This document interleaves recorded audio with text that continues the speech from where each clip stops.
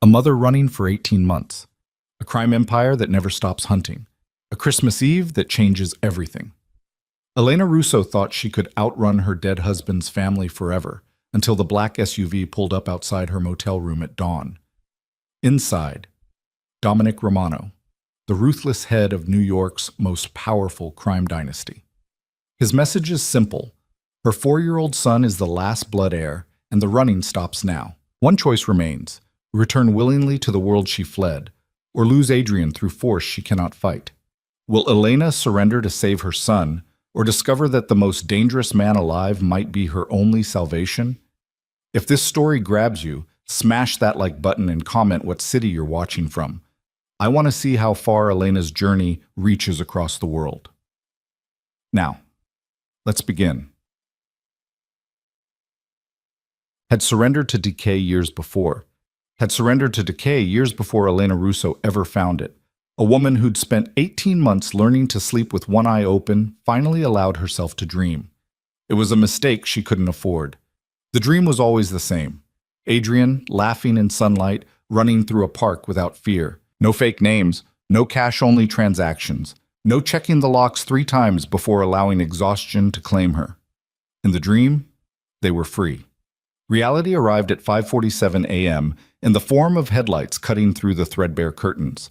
Elena's eyes snapped open, her body moving before consciousness fully returned. Muscle memory guided her hand beneath the pillow, where she kept the prepaid phone and the envelope containing $2,000 in small bills. Everything she owned that mattered, condensed into objects she could grab in 30 seconds. The headlights didn't pass. She was at the window in 3 silent steps, peering through the gap where the curtain met the wall. The black SUV sat in the parking lot like a predator that had finally cornered its prey. Engine running, windows tinted dark enough to hide whoever sat inside watching her room, her heart hammered against her ribs. Not again, please, not again. Mama? Adrian's sleepy voice cut through the darkness.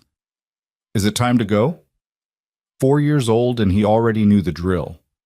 The thought sent ice through Elena's veins. Not the fear for herself, but the rage at what this life had stolen from him. A childhood, stability, the simple luxury of waking up in the same bed twice. Not yet, baby, she whispered, though her hands were already moving, stuffing their few belongings into the duffel bag she never fully unpacked. Go back to sleep. But Adrian was sitting up now, his dark eyes, so much like his father's, it sometimes hurt to look at him, tracking her movements with the solemn understanding of a child who'd learned too young that the world was not safe. Elena's mind raced through options like shuffling cards. The bathroom window was too small. The front door was the only exit, and it faced the SUV. The phone in her hand felt heavy with possibility and futility. 911 would bring questions she couldn't answer, connections she couldn't risk. 18 months. 18 months of running, hiding, reinventing herself in forgettable towns with forgettable names. 18 months since she'd walked away from the funeral with Adrian's hand in hers and terror in her throat, knowing that the family would never let them go. Marco Russo had been dead 3 days when she'd learned the truth. Not about his death, a rival family's bullet, quick and final, but about the life he'd hidden from her. The legitimate import business had been a facade. The respectful family gatherings had been strategy sessions. The grandfather who'd seemed merely stern had been a man whose name made politicians sweat and enemies disappear. Marco had kept her ignorant deliberately, a calculated protection that became a cage. And when he died, that cage had shifted, its bars closing tighter around her and Adrian both. Elena had attended the funeral in the black dress Marco's mother had sent over, standing beside people whose smiles didn't reach their eyes. She'd held Adrian close while they lowered her husband into the ground, and she'd listened to the whispered conversations that ceased when she approached. The boy should stay with family. She doesn't understand our world. Marco's wishes don't matter now. She'd understood enough. By midnight that same night, she and Adrian had been on a bus heading west, her wedding ring sold for cash, her phone smashed and discarded. The knock on the motel room door shattered the memory. 3 measured raps. Patient. Inevitable. Elena's breath caught. Adrian made a small sound of fear, and she moved to him instinctively, placing herself between her son and whatever waited on the other side of that door. Mrs. Russo. The voice was male, deep, and carried the kind of authority that expected obedience. I know you're awake. I can see your shadow on the curtain. She said nothing. Her hand found Adrian's, squeezing reassurance she didn't feel. My name is Dominic Romano. I'm family. I'm here about Adrian. Romano. The name hit her like a fist. Not Russo, her dead husband's surname, but Romano. The name Marco's mother had used before marriage. The family name that carried weight in circles Elena had been sheltered from. The empire Marco had been born into and tried to protect her from. We need to talk, the voice continued. You can open the door, or I can open it for you. But either way, the running stops tonight. Elena's mind spun. Dominic Romano. She'd heard the name exactly once at the funeral, spoken in hushed tones by men in expensive suits. Marco's uncle, the head of the family after his father's death 2 years prior, a man whose reputation preceded him like winter before the storm. Go away, she called out, hating how her voice shook. We have nothing to discuss. A pause. Then, I'm not here to hurt you, Elena. May I call you Elena? No. I'm going to anyway. There was something almost amused in his tone, though the underlying steel never softened. Elena, it's 20 degrees below zero, and it's Christmas Eve. I've been traveling for 8 hours to find you. The least you can do is let me deliver my message in person rather than through a door. How did you find us? Does it matter? The question landed with the weight of inevitability. You've run to 14 different towns in 18 months. You've used 6 different names. You've worked cash jobs and lived in places like this. The disdain in his voice was palpable, because you thought it would keep you invisible. But Elena, you can't hide from family, and you can't change the fact that the boy in that room is my nephew's son, my blood. Adrian's hand tightened in hers. Elena looked down at him, saw the question in his eyes. What do we do, Mama? She'd spent 18 months protecting him. 18 months choosing flight over fight because she was one woman with no resources against an organization that had resources without limit. But standing here now, in this decaying room that smelled of mildew and defeat, Elena realized something she'd been avoiding since the day she ran. This moment had always been coming. If I open the door, she said slowly, you'll stay in the doorway. You don't come inside. Agreed. She took a breath that felt like swallowing glass, then moved to the door. Her hand trembled as she threw the deadbolt and turned the handle. The man who stood in the doorway made the cramped motel room feel even smaller by comparison. Dominic Romano was tall, easily 6'3", with the kind of presence that filled space before his body even entered it. He wore a black wool coat that probably cost more than every possession Elena owned combined, and beneath it, a suit that fit him like it had been sewn directly onto his frame. His hair was dark, threaded with gray at the temples, and his face was all sharp angles and hard lines. A face built for command, for decisions that didn't allow for doubt. But it was his eyes that stopped her breath. Dark, calculating, and absolutely focused on her with an intensity that felt like being cataloged and assessed in a single glance. Not cruel, but not kind either. Just aware. Seeing everything, missing nothing. Elena Russo, he said, and his voice in person carried even more weight than it had through the door. Thank you for being reasonable. I'm not being reasonable, she shot back, keeping her body angled to block his view of Adrian. I'm being cornered. There's a difference. His mouth curved slightly, not quite a smile, but an acknowledgement of her defiance. Fair enough. What do you want? To talk, to explain the situation. His eyes shifted past her briefly, landing on Adrian, and something flickered in his expression. Recognition, perhaps? Or possession? And to bring you both home. We don't have a home. You do, he corrected. You've always had one. You just chose to refuse it. Elena's jaw tightened. I chose to protect my son. From what? The question came sharp. From family? From security? From the legacy he was born into? From this. She gestured between them. From men in expensive suits who show up in the middle of the night making demands. From a world that got my husband killed. Marco died because he was reckless, Dominic said, and there was no grief in his voice, only cold assessment. He took unnecessary risks to prove himself. That's not the world. That's one man's poor judgment. The casual dismissal of her dead husband's life sent fury through Elena's chest. Get out! No. I said, I heard you. Dominic's voice remained level, immovable. But we're not done. Sit down, Elena. This conversation is going to take more than 30 seconds. I don't take orders from you. Then consider it a suggestion. He shifted his weight slightly, and Elena realized with cold certainty that he had no intention of leaving until he'd said what he came to say. You can stay standing if you prefer, but your son looks tired, and this floor is cold. Elena glanced back. Adrian had moved to sit on the edge of the bed, watching the stranger in the doorway with solemn curiosity. Her protective instincts warred with pragmatism. Finally, she moved to sit beside Adrian, pulling him close. Dominic's eyes tracked the movement with something that might have been approval. I'll make this simple, he began. Marco is dead. He died without legitimate heirs except for Adrian. That makes your son the last direct bloodline of the Russo branch of the family. Do you understand what that means? It means you want to take him from me. It means he belongs with us, Dominic corrected. It means he has a birthright, property, inheritance, protection that you're denying him by running. I'm protecting him from becoming what Marco was. And what was Marco? The question came with an edge. A man who loved you? Who gave you this child? Who worked to keep you sheltered from the realities of our world because he thought you were too fragile to handle them? Each word landed like an accusation. Elena's hands curled into fists. Marco lied to me, she said quietly, about everything. He protected you, Dominic countered. There's a difference. He wanted you to have a normal life, even if his couldn't be. He failed, obviously, but his intentions were good. Good intentions don't change what he was. No, Dominic agreed. They don't, but they don't change what Adrian is either.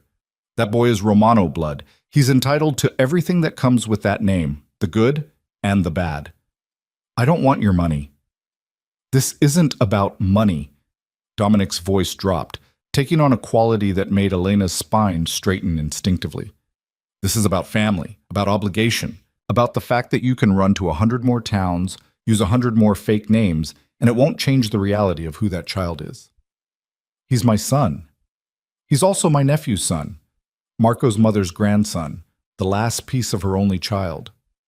Dominic paused, letting that sink in.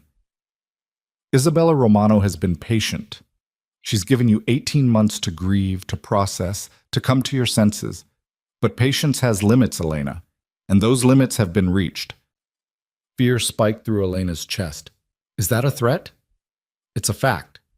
Dominic's expression didn't change. You can cooperate or you can fight, but if you fight, you'll lose. The family has resources you can't imagine, lawyers who can make custody battles disappear in your favor or against it, investigators who can find you anywhere, connections that reach into every system you might try to use for protection. You can't just take him. We won't have to take him. Dominic leaned against the doorframe, somehow making the casual posture look authoritative. We'll simply prove that you're an unfit mother, unstable, moving constantly, no permanent residence, working under false identities, keeping a child out of school, away from medical care, living in— His eyes swept the room with obvious distaste. Places like this. I've kept him safe. You've kept him hidden, Dominic corrected. There's a difference. Safety isn't living in fear, Elena. Safety is having resources, protection, and power enough that fear becomes irrelevant. Your kind of power got Marco killed. And your kind of running will get Adrian nothing but a childhood spent looking over his shoulder. Dominic straightened, his full attention fixing on her like a spotlight. Is that what you want for him? To grow up the way he has been? Always moving, never settling, learning that home is whatever room you can afford for a week? The words cut deeper than Elena wanted to admit. She looked at Adrian, saw him watching her with those two old eyes, and felt something crack in her chest. What do you want from me? She asked, and hated how defeated she sounded. Come back to New York, Dominic said simply. Let Isabella meet her grandson. Let Adrian know his family. Raise him in the world he was born into. And if I refuse? Then we pursue legal custody. It won't be pleasant, and you won't win. But you'll force us to take the hard path. and that will make the eventual outcome much more difficult for everyone, especially Adrian. Elena's hands shook. She pressed them against her knees, trying to steady herself. You're asking me to surrender. I'm offering you a choice. Dominic's tone softened fractionally. Return willingly, and you remain Adrian's mother. You raise him. You make decisions about his life. The family provides resources, protection, education, everything he needs. You're not a prisoner, Elena. You're family. And if I come back and change my mind, then you'll find that family business can be complicated to leave. The words were delivered without menace, just flat truth. But I don't think you'll want to leave. Once you see what we can offer Adrian, what his life can be, I think you'll understand why running was never the answer. Elena closed her eyes. 18 months. 18 months of fear, exhaustion, and constant vigilance. 18 months of watching Adrian grow up in motel rooms and sleeping in cars, of working jobs that paid under the table and living like they were already ghosts.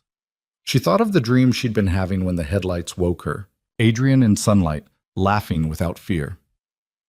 If I agree, she said slowly, opening her eyes to meet Dominic's steady gaze, I need guarantees.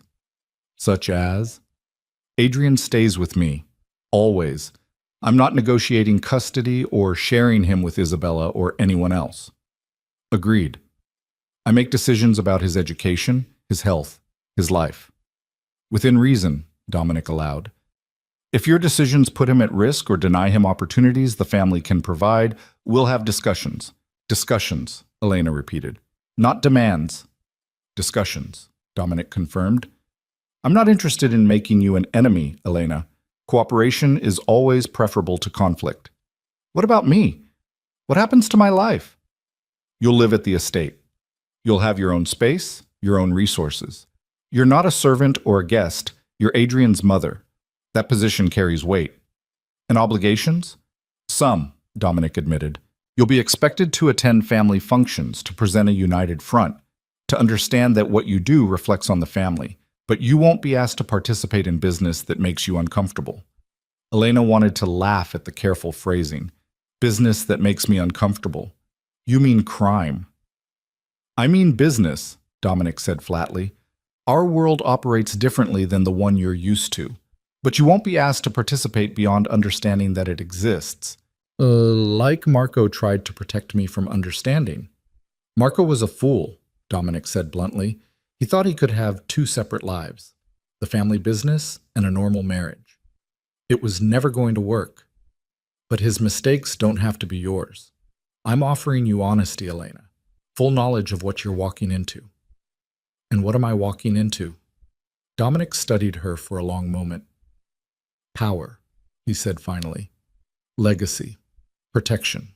A world where Adrian will want for nothing, where his name opens doors instead of forcing him to hide, but also obligation, expectation, and the understanding that family loyalty isn't optional. That sounds like a prison with better furniture. That sounds like every family on Earth, Dominic countered. The only difference is scale and stakes. Elena's laugh came out bitter. The stakes being life and death. Sometimes, Dominic acknowledged. But isn't that already true? You're running from us. But what happens when you run into someone else's territory? When some other family decides that Marco's widow and son are useful leverage? You think hiding protects you, but it just makes you vulnerable to different threats. The truth of it settled over Elena like snow, cold, heavy, and impossible to brush away. I need time to think, she said. You have until dawn. Dominic checked his watch. It's 6 o'clock now. The sun rises at 7:43. When it does, I'm leaving for the airport. You and Adrian can be on the plane with me, or I can leave alone and let the lawyers handle the rest. That's not enough time. It's more than enough time to acknowledge what you already know. Dominic's eyes held hers. You can't keep running, Elena. And even if you could, do you want to? Look at your son and tell me honestly, is this the life you want for him? Elena looked at Adrian. He'd curled against her side, thumb in his mouth, a habit he'd reverted to 6 months ago when they'd had to leave Cleveland in the middle of the night. His clothes were clean but worn, his shoes had holes in them, and his eyes held a wariness that no 4-year-old should possess. She thought of the dream again, sunlight and laughter. If I do this, she whispered, if I agree to come back, I need to know one thing. What? Why? Elena met Dominic's gaze directly. Why does it matter so much? You said it yourself, Marco was reckless. He died because of his own choices. Why do you care about his son? For the first time since he'd appeared in her doorway, something shifted in Dominic's expression. Not softness, exactly, but something human beneath the armor. Because family is all we have, he said quietly. In our world, loyalty is currency, and blood is bond. Adrian is the last piece of my nephew, the last piece of my sister's only child. He's not just a child, Elena. He's continuity, legacy, the proof that what we build survives beyond us. That's a lot of weight for a 4-year-old. He won't carry it alone. Dominic's voice carried absolute certainty. He'll have the family, resources, protection.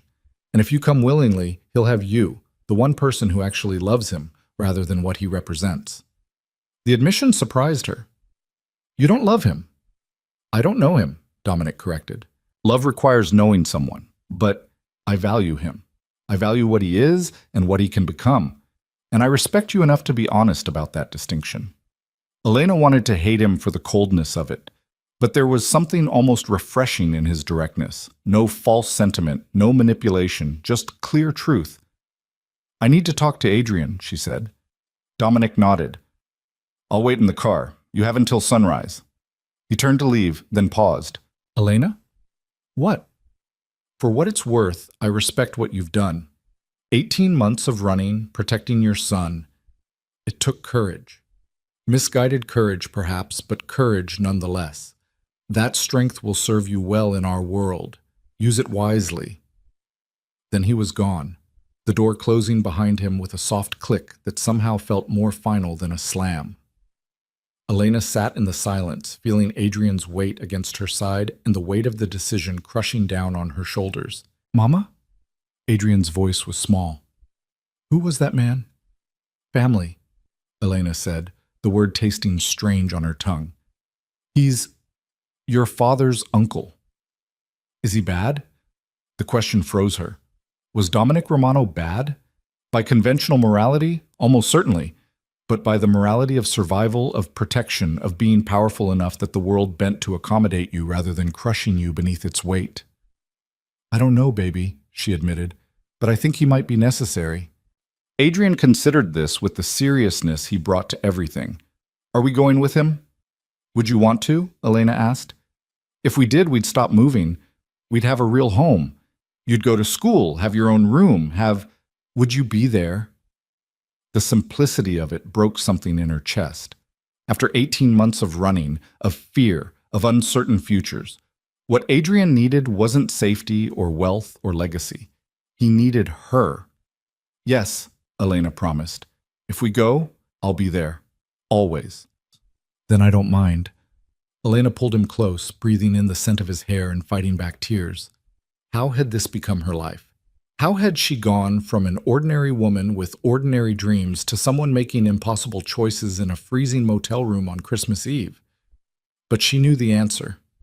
She'd married into this world without knowing it.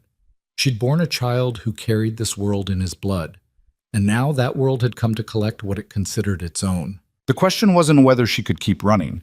The question was whether running had ever been anything but delayed surrender. Elena stood, moving to the window. Outside, dawn was beginning to paint the eastern sky with pale light. The SUV sat motionless in the parking lot, patient and inevitable. She thought of Isabella Romano, the cold matriarch who'd stood dry-eyed at her son's funeral. She thought of the estate Marco had mentioned once or twice, casual references to the family house that Elena now understood meant something far grander than she'd imagined. She thought of lawyers and legal battles, of resources she couldn't match and power she couldn't fight. But mostly, she thought of Adrian, of the childhood he deserved and the future he could have if she made the right choice. Or the hard choice. Or possibly, they were the same thing. When the sun finally broke the horizon, Elena Russo made her decision. She packed their few belongings in silence, moving with the efficiency of long practice. Adrian watched from the bed, accepting this sudden departure the way he'd accepted the previous 14.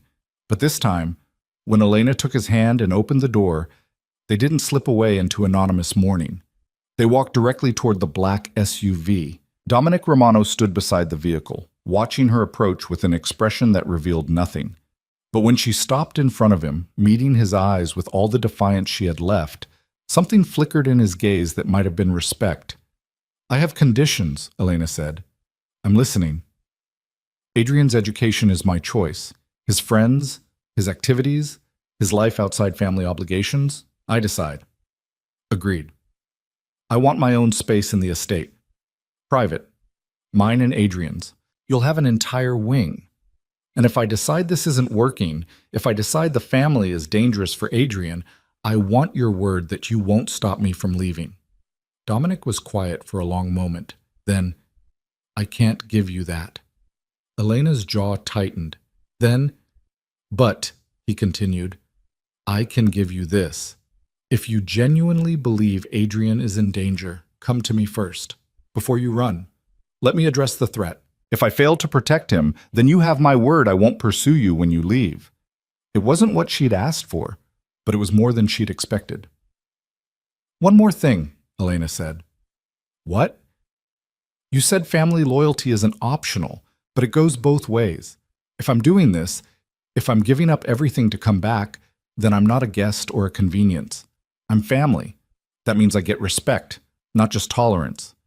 Dominic's mouth curved into something that was almost a smile. "You're already showing more spine than half the family. That'll earn you respect faster than any demand." He opened the car door, gesturing for them to enter. Elena took one last look at the motel, at room 112, where she'd made the decision that would change everything. Then she lifted Adrian into the SUV and climbed in after him. The door closed with the solid thunk of expensive engineering. Inside, the vehicle was warm, leather-scented, and utterly foreign. Adrian's eyes went wide, taking in details.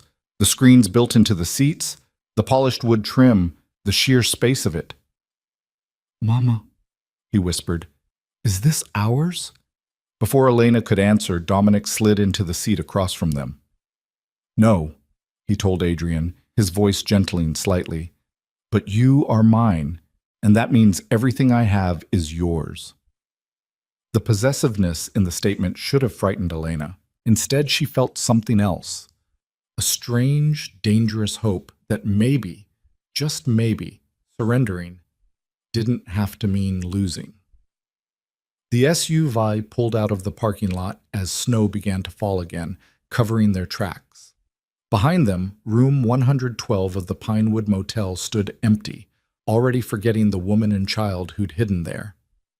Ahead, New York waited, a city of power, shadows, and a family that never forgot anything. And somewhere between the past she was leaving and the future she'd chosen, Elena Russo began the hardest journey of all, the one that led home. The private jet felt like entering another dimension, one where money had rewritten the laws of physics and comfort. Elena had seen luxury before in her marriage to Marco, but this was different. This wasn't trying to impress. This was simply existing at a level where ordinary concerns didn't apply. Adrian's hand gripped hers tighter as they climbed the stairs, his eyes wide with wonder and uncertainty. The flight attendant who greeted them wore a smile that was professionally warm but didn't quite reach her eyes. The look of someone who'd learned not to ask questions about the passengers she served. "Mr. Romano, welcome aboard. We'll be ready for departure in 10 minutes. Dominic nodded, then gestured Elena and Adrian toward the cabin. "Take any seat you like. The flight is just under 3 hours." The interior was all cream leather and polished wood, configured more like a living room than an airplane. Adrian immediately gravitated toward the window seat, pressing his face against the glass to watch the ground crew. Elena remained standing, feeling displaced in this world of casual wealth. Does the family always travel like this? When necessary. Dominic shrugged out of his coat, revealing the perfectly tailored suit beneath. Commercial flights create complications. Security, privacy, schedules. This is simpler. Simpler, Elena repeated, the word tasting absurd in her mouth. She'd spent 18 months calculating whether she could afford an extra night in a motel, and he called a private jet simpler. Dominic caught the tone in her voice, and something shifted in his expression. You'll adjust. Most people do. Most people you kidnap and force onto planes? Most people I bring into the family, he corrected without heat. Though I'll note that you walked onto this plane voluntarily, that makes this a choice, not a kidnapping. A choice made under duress isn't really a choice. No, Dominic agreed, settling into a seat across from her. But it's still better than no choice at all. And I'm giving you more options than most people in your position would receive.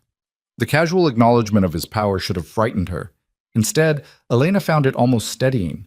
At least with Dominic, she knew where she stood. In a world where strength mattered more than fairness, and honesty was a luxury afforded only to those who could enforce their will.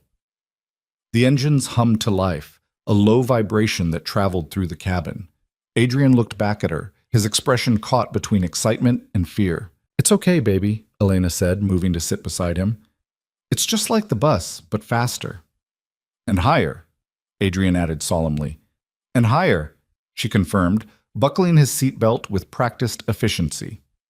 Dominic watched the exchange with an expression Elena couldn't quite read.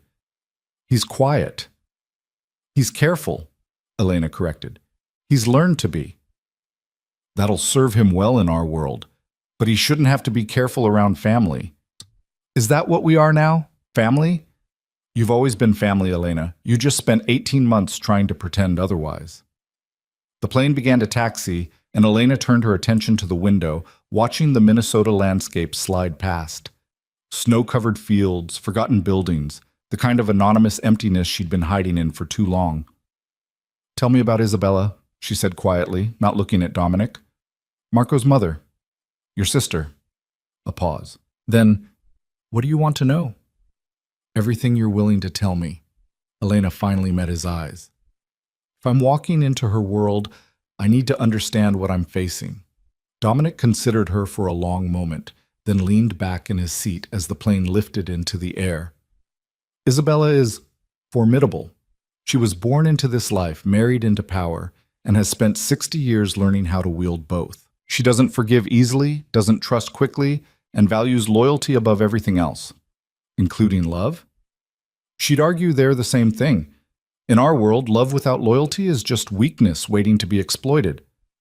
"That's bleak. That's survival."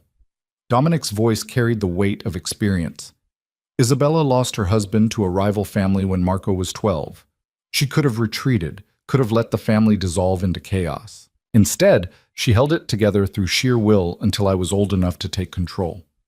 Everything she's done since has been about preserving what her husband built. And Marco? How did she feel about her son?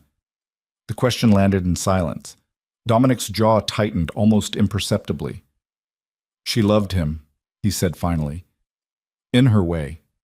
But Marco disappointed her. He wanted things she couldn't understand. Normalcy, distance from the business, a life that wasn't defined by family obligation. When he married you, someone from outside our world, she saw it as rejection." Elena's chest tightened. She blamed me for his choices. "She blamed both of you, Marco for being weak enough to want out, and you for being the reason he tried." Dominic's gaze held steady. But Marco's death changed things. Whatever anger she felt, whatever disappointment, it died with him. Now all she has left is Adrian, the last piece of her son. "So I'm just the inconvenient package he comes wrapped in." "You're the mother of her grandson," Dominic corrected. "That carries weight, whether Isabella wants to admit it or not.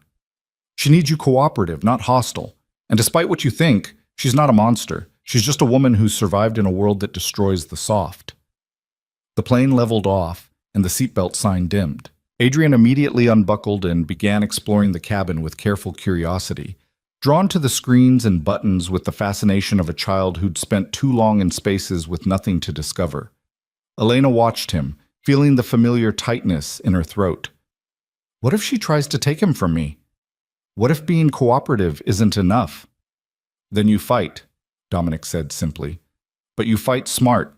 Isabella respects strength, not submission. Show her you're not some fragile thing Marco kept sheltered. Show her you understand our world and can navigate it. Earn her respect, and she'll become your greatest ally. And if I can't, then you'll have a very difficult life."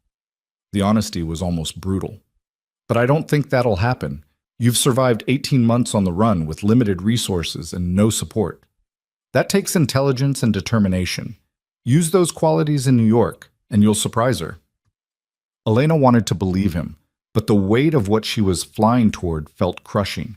A family she didn't understand, a world built on violence and power, a grandmother who saw her as an obstacle to her grandson. "Why are you helping me?" The question came out before she could stop it. "You could have just taken Adrian. Instead, you're giving me advice, treating me like family," Dominic finished. "Because, despite what you think, I'm not interested in creating enemies within the organization. A hostile mother raising the heir creates complications I don't need. Better to have you as an ally, or at least not an active threat." "That's practical." "I'm a practical man." He pulled out a tablet, the screen illuminating his face with cold light. "You should rest. We land at noon, and the afternoon will be demanding." Elena wanted to ask more questions, wanted to understand the world she was entering with enough clarity to navigate it safely. But exhaustion was pulling at her, 18 months of interrupted sleep catching up now that she'd finally stopped running. She reclined her seat slightly, watching Adrian explore the cabin with Dominic's measured gaze tracking him. The older man hadn't moved to interact with the child, hadn't tried to force connection. He simply observed, cataloging, assessing. "He looks like Marco," Dominic said quietly. "I know."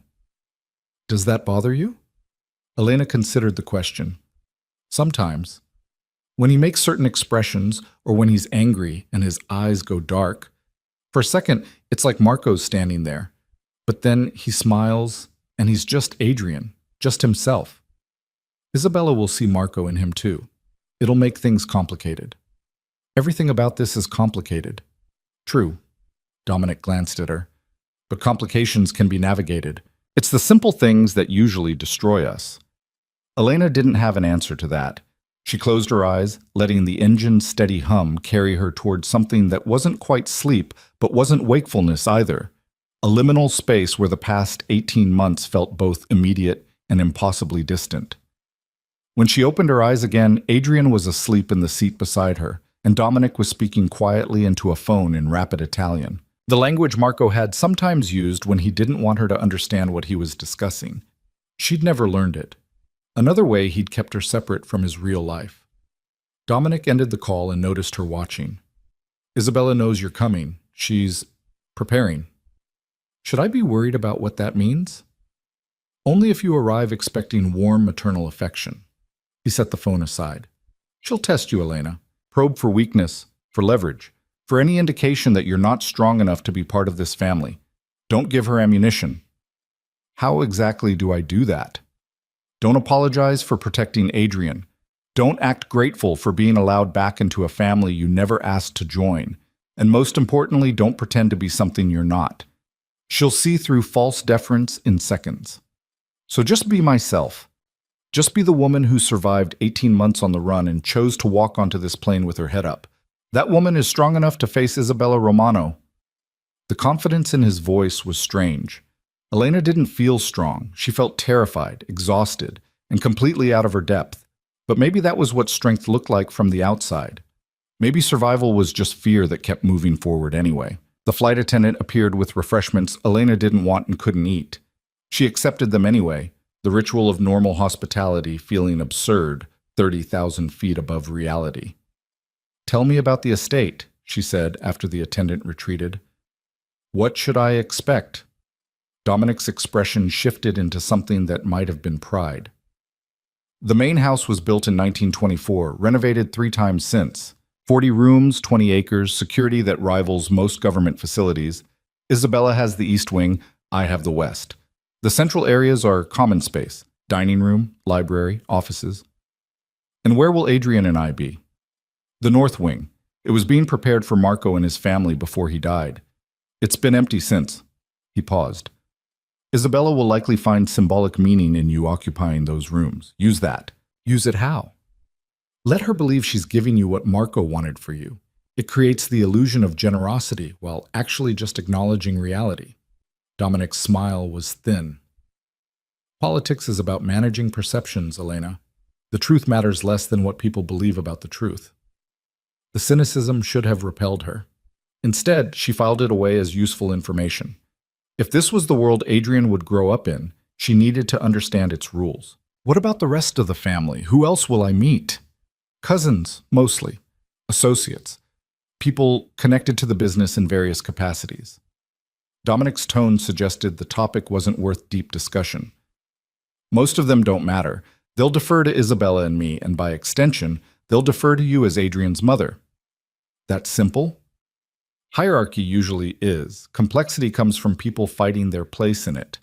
The plane began its descent, and Elena's stomach dropped with it. Below, New York emerged from the clouds, a sprawl of steel and stone that looked nothing like the small towns she'd been hiding in.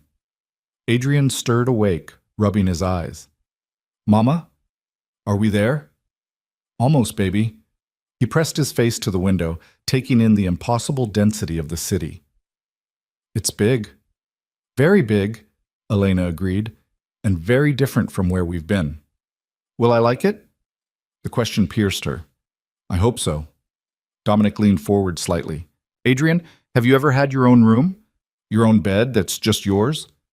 The boy shook his head, eyes wide. "You will now," Dominic said. "A room bigger than most of the places you've been staying, with toys, books, anything you want." "Anything?" Adrian's voice carried careful hope, the kind that came from learning not to expect too much. "Anything," Dominic confirmed. Then to Elena, "I took the liberty of having children's furniture and supplies brought in. If the selections aren't appropriate, they can be changed." The casual expense of it, furniture bought and delivered on speculation, made Elena's head spin. "That wasn't necessary. It was efficient. Adrian needs a proper room, and I wasn't going to wait for you to arrive to set it up." The plane touched down with barely a tremor, and Elena's hands clenched on the armrests. This was it. The moment where theory became reality, where the choice she'd made in that frozen parking lot became irrevocable. A black car waited on the tarmac, even larger and more imposing than the SUV in Minnesota. The driver stood beside it, ramrod straight, his expression neutral but his eyes sharp. The look of security that was always aware, always assessing. "That's Marcus," Dominic said as they descended the stairs into cold December air. "Head of personal security. He'll be assigned to you and Adrian." "I don't need a bodyguard." "You have one anyway. In our world, protection isn't optional. It's survival." Dominic nodded to Marcus, who opened the car door with practiced efficiency. The drive from the airport took them through parts of New York Elena had never seen in her brief time living here with Marco. Not the tourist areas or the trendy neighborhoods, but older sections where money whispered instead of shouted, where wealth was measured in legacy rather than flash.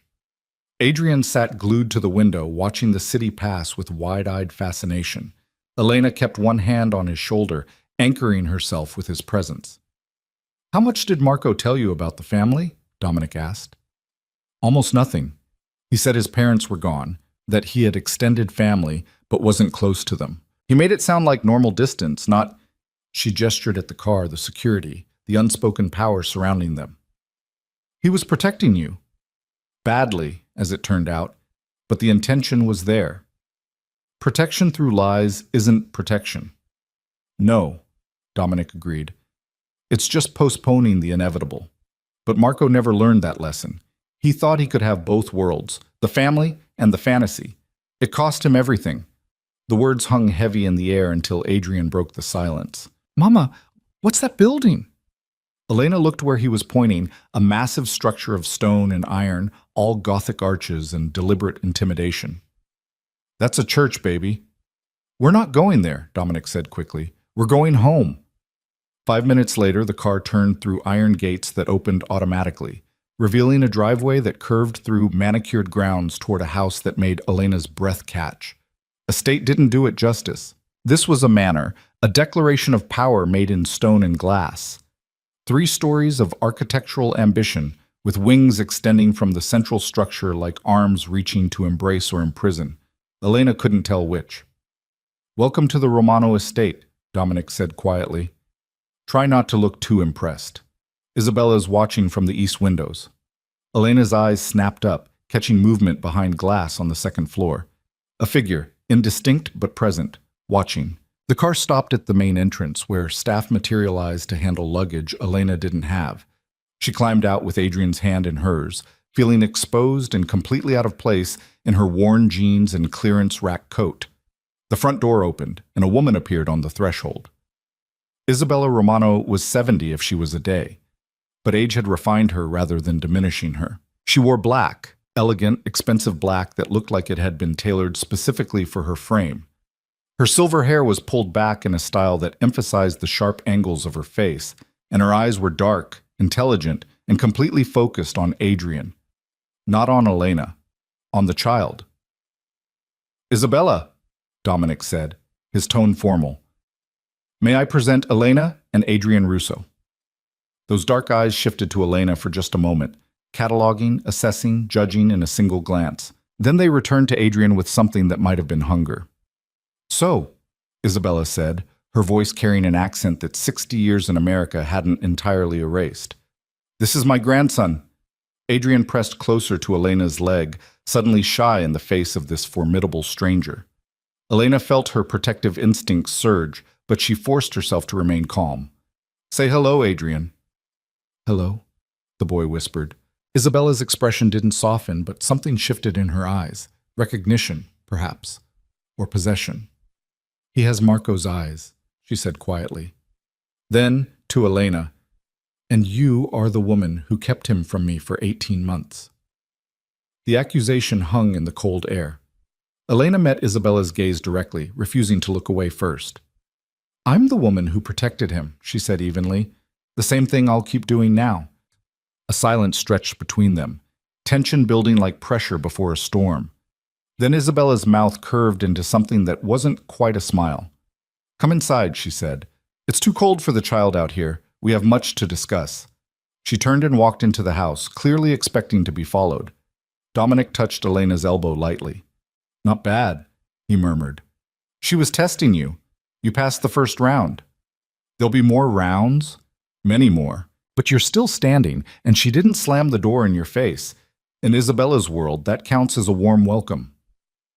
Elena tightened her grip on Adrian's hand and walked into the Romano estate, feeling the weight of history and power settle over her shoulders like a cloak she hadn't asked to wear but couldn't remove. The entrance hall was exactly what she'd expected. Soaring ceilings, marble floors, art that probably cost more than most houses. But it was the atmosphere that struck her most. Not warmth or welcome, but order, control. Everything in its designated place, nothing left to chance. Isabella led them through corridors that seemed designed to disorient, finally reaching a sitting room that managed to be both elegant and intimidating. She settled into a high-backed chair that looked more like a throne, then gestured to the sofa opposite. "Sit." It wasn't a request. Elena sat, pulling Adrian close beside her. Dominic remained standing near the door, positioned between observer and participant. 18 months, Isabella began without preamble. 18 months you kept my grandson hidden. 18 months of wondering if he was safe, if he was cared for, if he even still lived.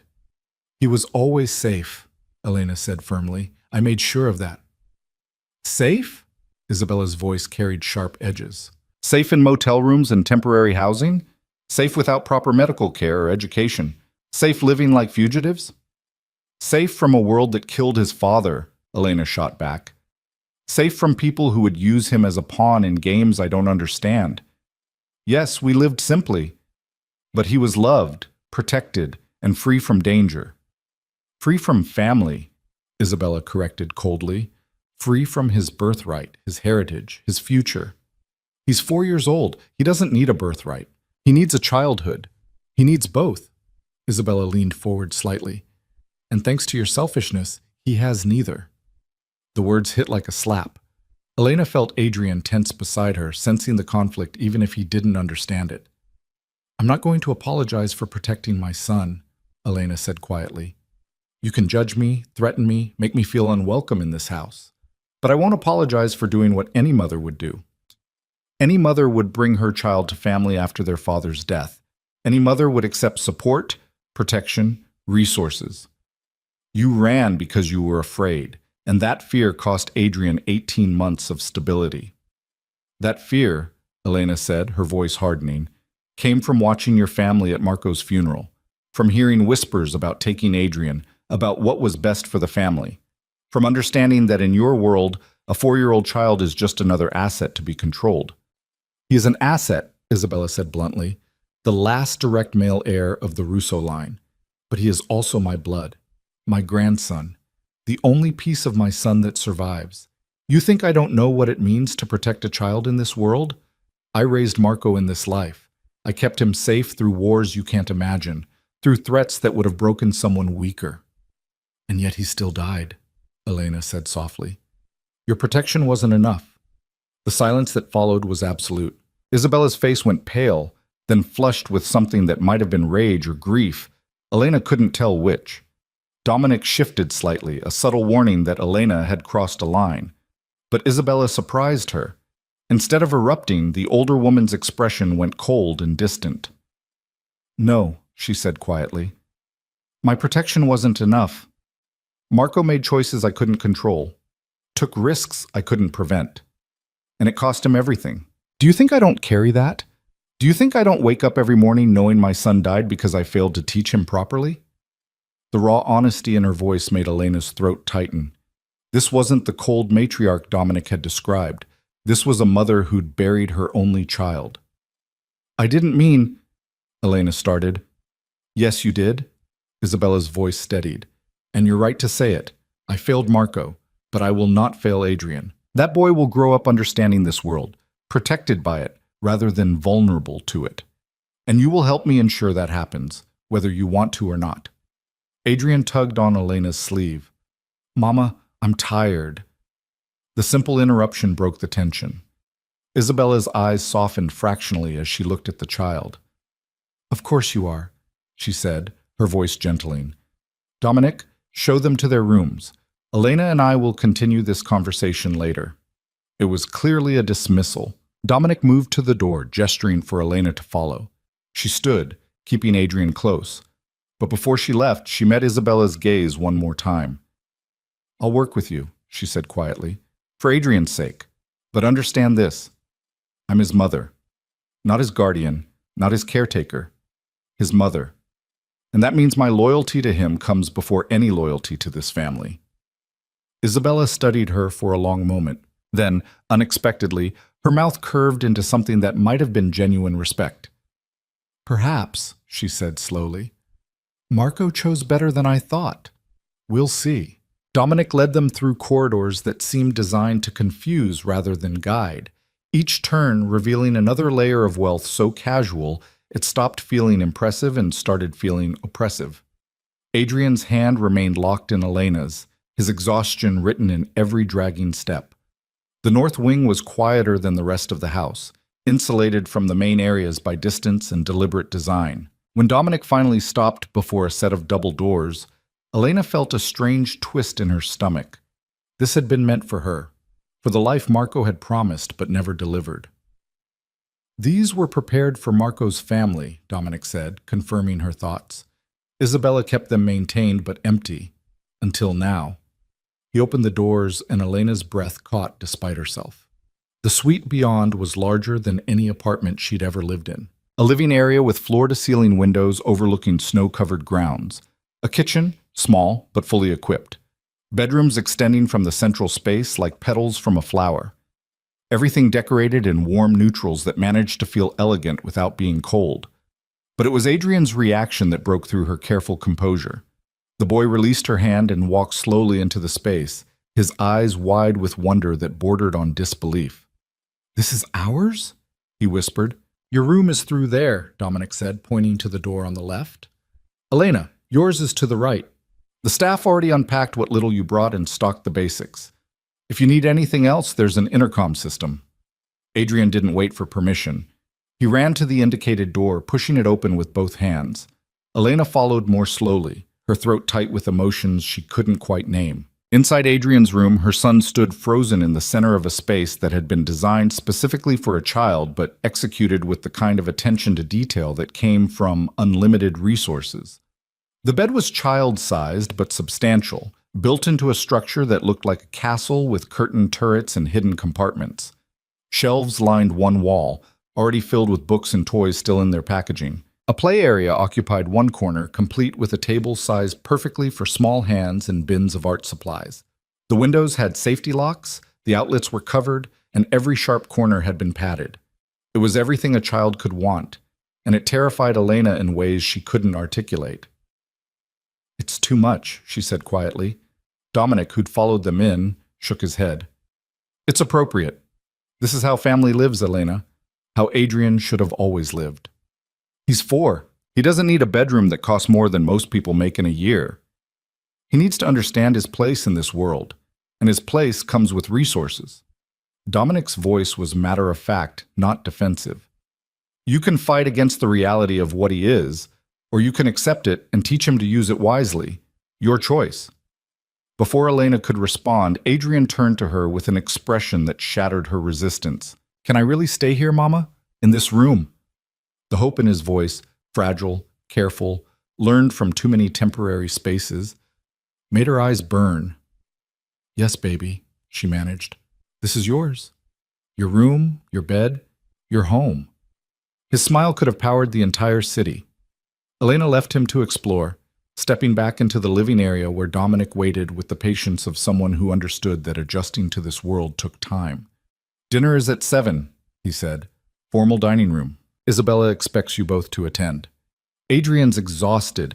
He needs to rest, not sit through some formal, "Then bring him for the first course and excuse him after," Dominic interrupted. "But he needs to be seen, Elena, needs to meet the family properly. Avoiding it won't make it easier." She wanted to argue, but the logic was sound. Hiding would only delay the inevitable, and Isabella had already shown she wasn't inclined toward patience. "What should I wear?" The question felt absurd, but the reality was that her entire wardrobe fit in one duffel bag, and none of it was appropriate for formal dining in a house like this. "Already handled. Check your room."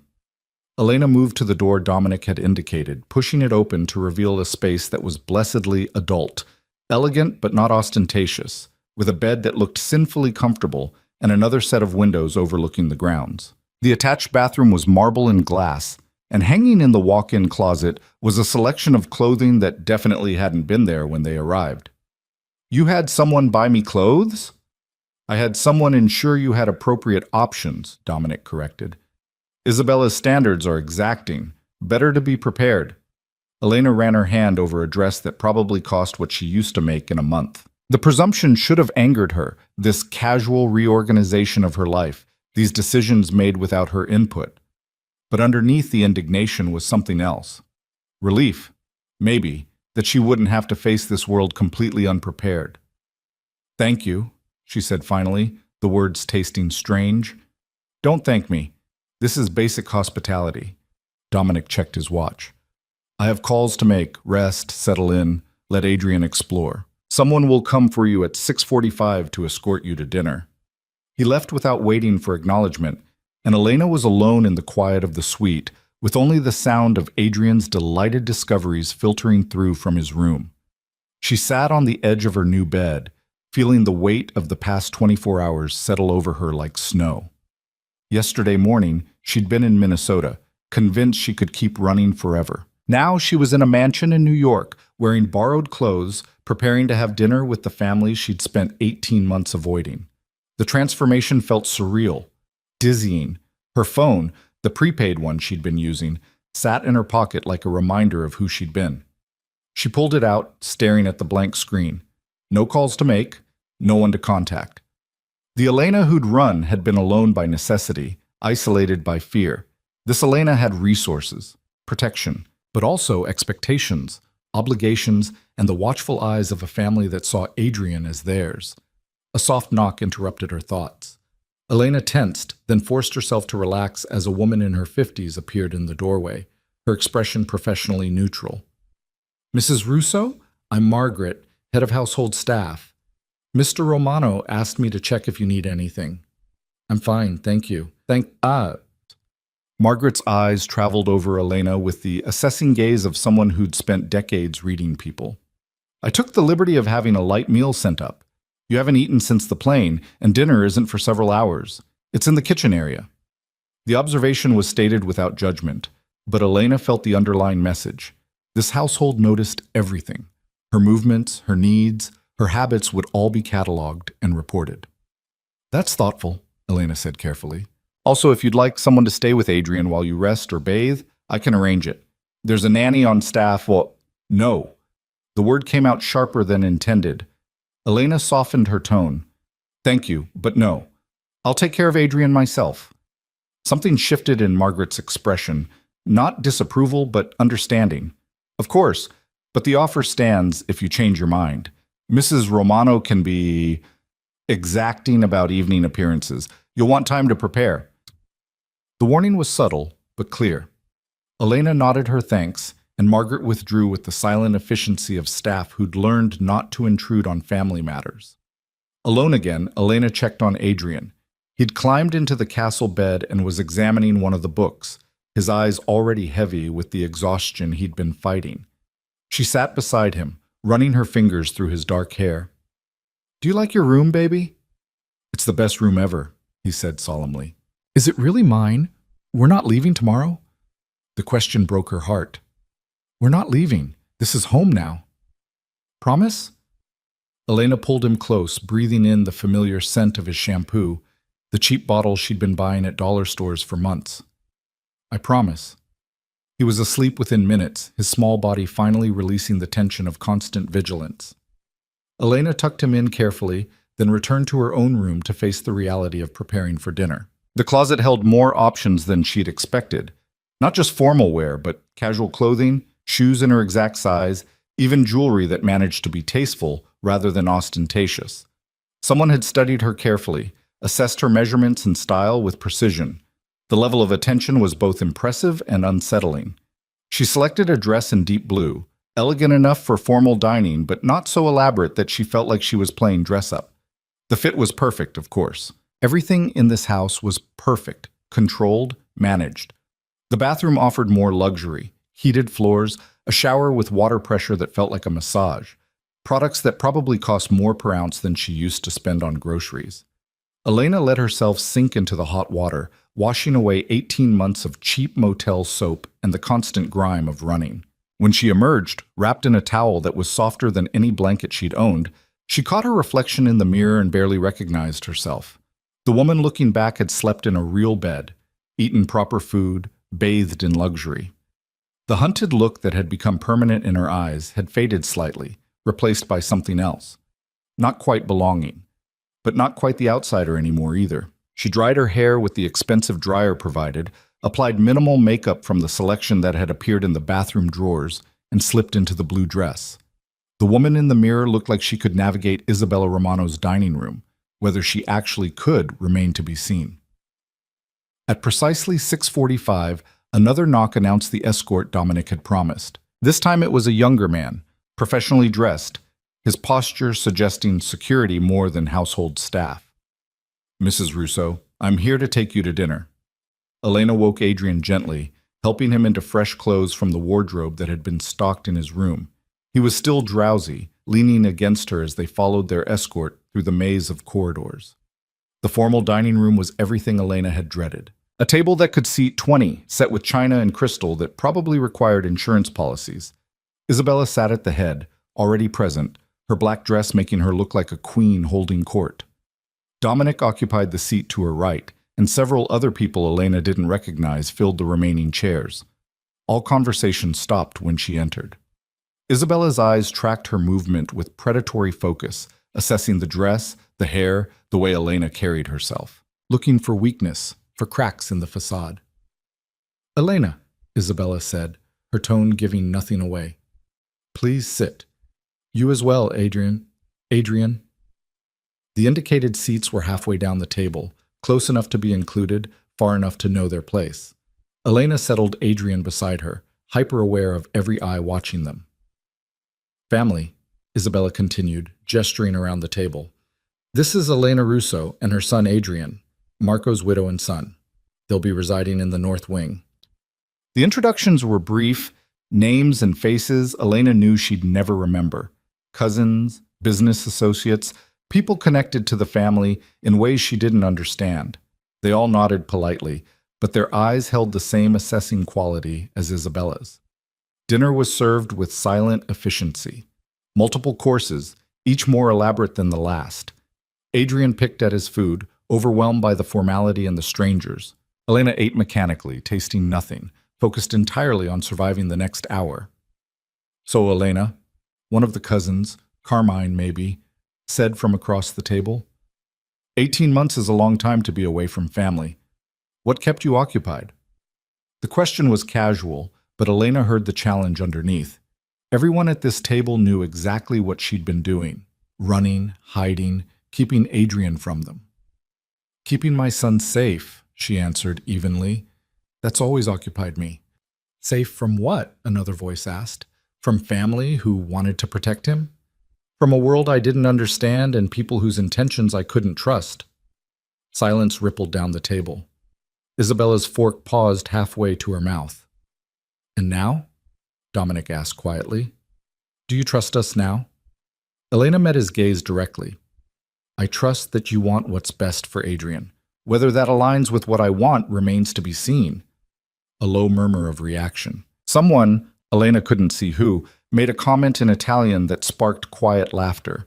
Isabella's voice cut through it like a blade. English at the table, always. We have a guest. The laughter died. Elena realized with a strange jolt that Isabella had just defended her, in her way, established that disrespect wouldn't be tolerated.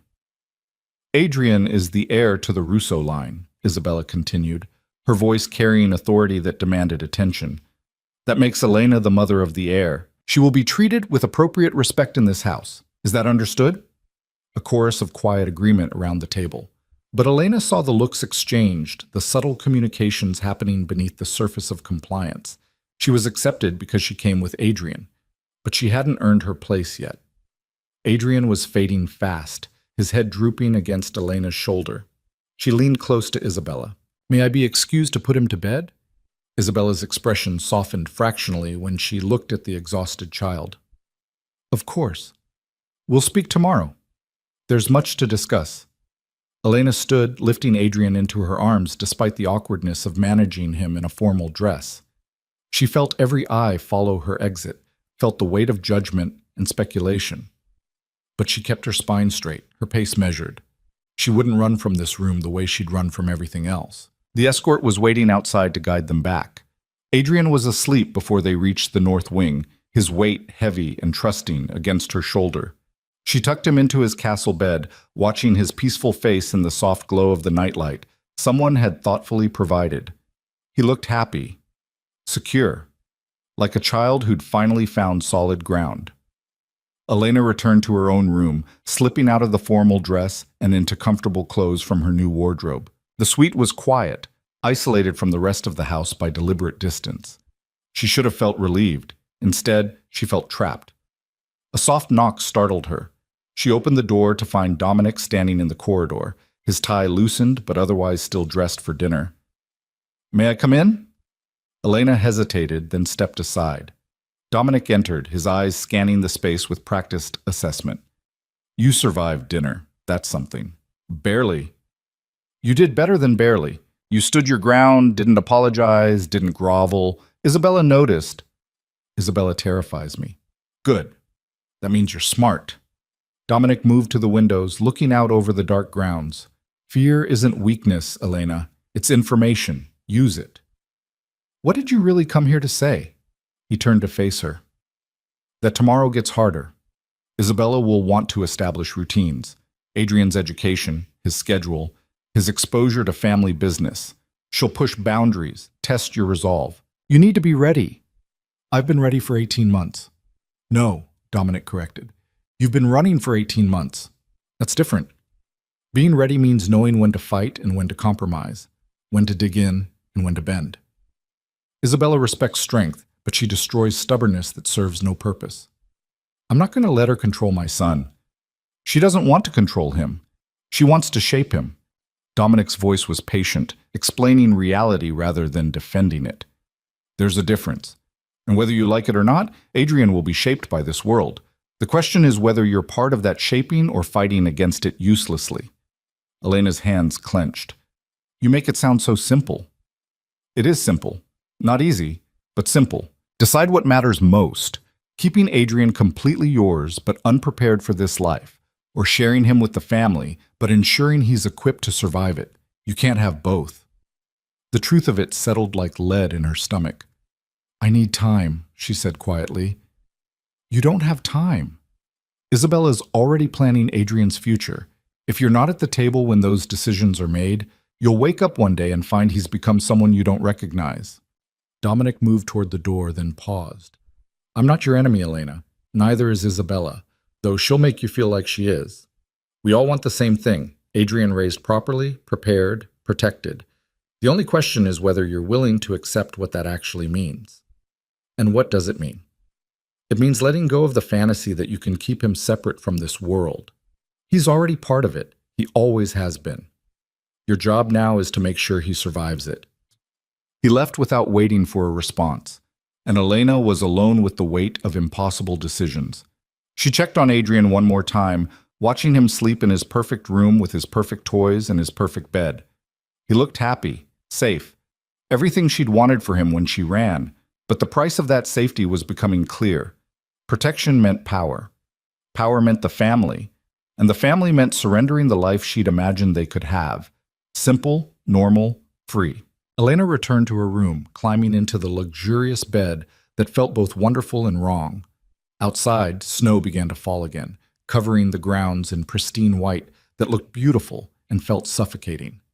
She'd stopped running, but she was starting to realize that staying might be harder than anything she'd fled from. Sleep came slowly, interrupted by thoughts that circled like predators. By the time dawn broke over the Romano estate, Elena had made a decision. Not surrender exactly, but acceptance that the war she'd been fighting was the wrong one. The real battle wasn't about keeping Adrian away from this family. It was about making sure that when he became part of it, he didn't lose himself in the process. And that meant Elena couldn't lose herself either. She rose early, showering and dressing in clothes from her new wardrobe that felt like armor. When she checked Adrian's room, he was still asleep, so she moved quietly through the suite toward the small kitchen area. She wasn't surprised to find Isabella already there, sitting at the breakfast table with coffee and the morning papers. You're up early, the older woman observed. So are you. I don't sleep much anymore. Age, perhaps. Or habit. Isabella gestured to the empty chair. Sit. We should talk before Adrian wakes. Elena poured herself coffee, the expensive kind that actually tasted like more than caffeine, and settled across from her former mother-in-law. In the morning light, Isabella looked older than she had the night before. Tired. Human. I loved my son, Isabella said without preamble, more than I've loved anyone or anything in my entire life. When he died, part of me died with him. The raw honesty caught Elena off guard. But, Isabella continued, I'm still here. And so is his legacy. Adrian is all that remains of Marco. I need you to understand what that means to me. It means you see him as a possession, Elena said carefully, something to hold on to because you lost your son. No. Isabella's eyes flashed. It means I see him as continuation, as proof that Marco's life meant something beyond the waste of his death. But I also see him as a child who deserves better than what you've been giving him. I've given him everything I could. Love and protection, yes, but not stability, not preparation, not understanding of what he is. Isabella leaned forward. You think you're protecting him by keeping him separate from this family, but you're just making him vulnerable. Vulnerable to what? To everything. This world doesn't forgive ignorance, Elena. Marco learned that too late. He thought he could straddle both worlds, family and fantasy. It destroyed him. Don't make the same mistake with Adrian. Elena's coffee had gone cold in her hands. What are you asking me to do? Stop fighting us. Stop acting like we're the enemy when we're actually his greatest protection.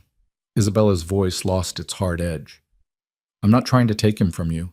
I'm trying to give him what he needs to survive the world he was born into. And what does he need? Education in our ways, understanding of power and how it works, connections that will protect him when I'm gone and Dominic is gone and you're gone, a foundation that lasts longer than any single life. The vision Isabella painted was seductive and terrifying in equal measure. A childhood of privilege and preparation, of understanding rather than ignorance, but also a childhood shaped by this family's values, by their world's brutal logic. I want to be part of those decisions, Elena said finally. Not just informed after the fact, actually part of them. Something shifted in Isabella's expression. That can be arranged. If you prove you understand what's required. And what's required? Loyalty. Not blind obedience, but genuine commitment to Adrian's future within this family. Can you give me that? Elena thought of Dominic's words the night before, about fighting the right battles, about choosing what mattered most. Yes, she said quietly, but with conditions. Isabella's eyebrows rose. You're negotiating with me? I'm establishing boundaries. There's a difference. A pause. Then, unexpectedly, Isabella smiled, a real smile that transformed her face from forbidding to almost warm. You have more spine than I expected. Good. Marco needed someone stronger. He needed you to be this version of yourself. She sipped her coffee. Name your conditions. Adrian's education is collaborative. We both have input. Agreed. His schedule allows for normal childhood activities, not just family obligations. Within reason. And I remain his primary parent. Not a supervisor, not a guardian. His mother, with all the authority that implies. Isabella studied her for a long moment. You'll find that authority in this family is earned, not granted. But I won't undermine your role if you don't undermine mine. We both want what's best for Adrian. We simply need to agree on what that means. It wasn't perfect, but it was more than Elena had hoped for when she'd walked into this kitchen. Then we have an understanding, she said. We have the beginning of one, Isabella corrected. Trust takes time, but this is a start. The sound of small feet padding across the floor interrupted them. Adrian appeared in the doorway, hair mussed from sleep, still wearing his pajamas. Mama? He said uncertainly, seeing Isabella and clearly remembering the formidable woman from the night before. Elena opened her arms, and Adrian ran to her, climbing into her lap with the unconscious confidence of a child who knew he was safe. Isabella watched the exchange with an expression Elena couldn't quite read. Then she stood, moving around the table with surprising grace for her age. Adrian, she said gently, kneeling so she was at his eye level. I'm your grandmother, your father's mother. Do you know what that means? Adrian shook his head, pressing closer to Elena. It means I loved your papa very much. And because I loved him, I love you too, even though we're just meeting now. The child considered this with his characteristic seriousness. Did you know my papa when he was little like me? Something cracked in Isabella's composure. Yes, I knew him his whole life. He was brave and kind, and he loved you very much. Even before you were born, he talked about you. He did? He did. He wanted you to have everything, the best life, the best future. And that's what I want for you too. Adrian looked up at Elena, seeking permission or reassurance. She nodded slightly, giving him space to navigate this new relationship on his own terms. Okay, he said finally, still cautious but less afraid. Thank you, grandmother. Isabella's eyes glistened with something that might have been tears, though she blinked them away quickly. She stood, her mask of control sliding back into place. We'll talk more later, she said to Elena. For now, get the child breakfast. The kitchen staff can prepare whatever he likes. She left without ceremony, and Elena found herself alone with Adrian, feeling like she had just navigated a minefield successfully, but wasn't entirely sure how. Is she nice, Mama? Adrian asked. Elena chose her words carefully. She's your grandmother, and she loved your father very much. That makes her family. Do we have to stay here? The question pierced her. Even with his beautiful room and his perfect toys, Adrian still expected to run. Yes, baby, Elena said firmly. We're staying. This is home now. Really, home. Adrian relaxed against her, and Elena held him close, staring out the windows at the snow-covered grounds of the Romano estate. She'd made her choice. For better or worse, they were part of this family now. The only question remaining was whether that choice would save them or destroy them. The weeks that followed settled into patterns Elena hadn't expected. Not the suffocating control she'd feared, but something more subtle. A careful dance of boundaries being tested, territory being claimed, power being negotiated in conversations that seemed casual but never were. Adrian thrived in ways that both relieved and unsettled her. The wariness that had become his baseline began to fade, replaced by the natural curiosity of a child who'd finally been given permission to be young. He explored the estate's grounds with wonder, discovered books in the library that Isabella read to him in accented English, and started asking questions about his father that Elena had been dreading. "What was Papa like when he was little?" Adrian asked one afternoon, nestled against Elena in the window seat of their suite while snow fell steadily outside. Elena hesitated, choosing words carefully. "He was kind, gentle, he liked to make people laugh. Grandmother says he was brave. He was that too. Uncle Dominic says he was reckless." Adrian's dark eyes studied her face. "What does reckless mean?" Elena's throat tightened. 3 weeks in this house, and already Adrian was collecting different versions of his father from people who'd known Marco in ways she never had. The Marco she'd married, the man who'd worked in imports and taken her to quiet restaurants, was being replaced by the Marco who'd been Romano, who'd belonged to this world of power and violence. "It means he took chances," she said finally. "Sometimes brave and reckless look the same from the outside."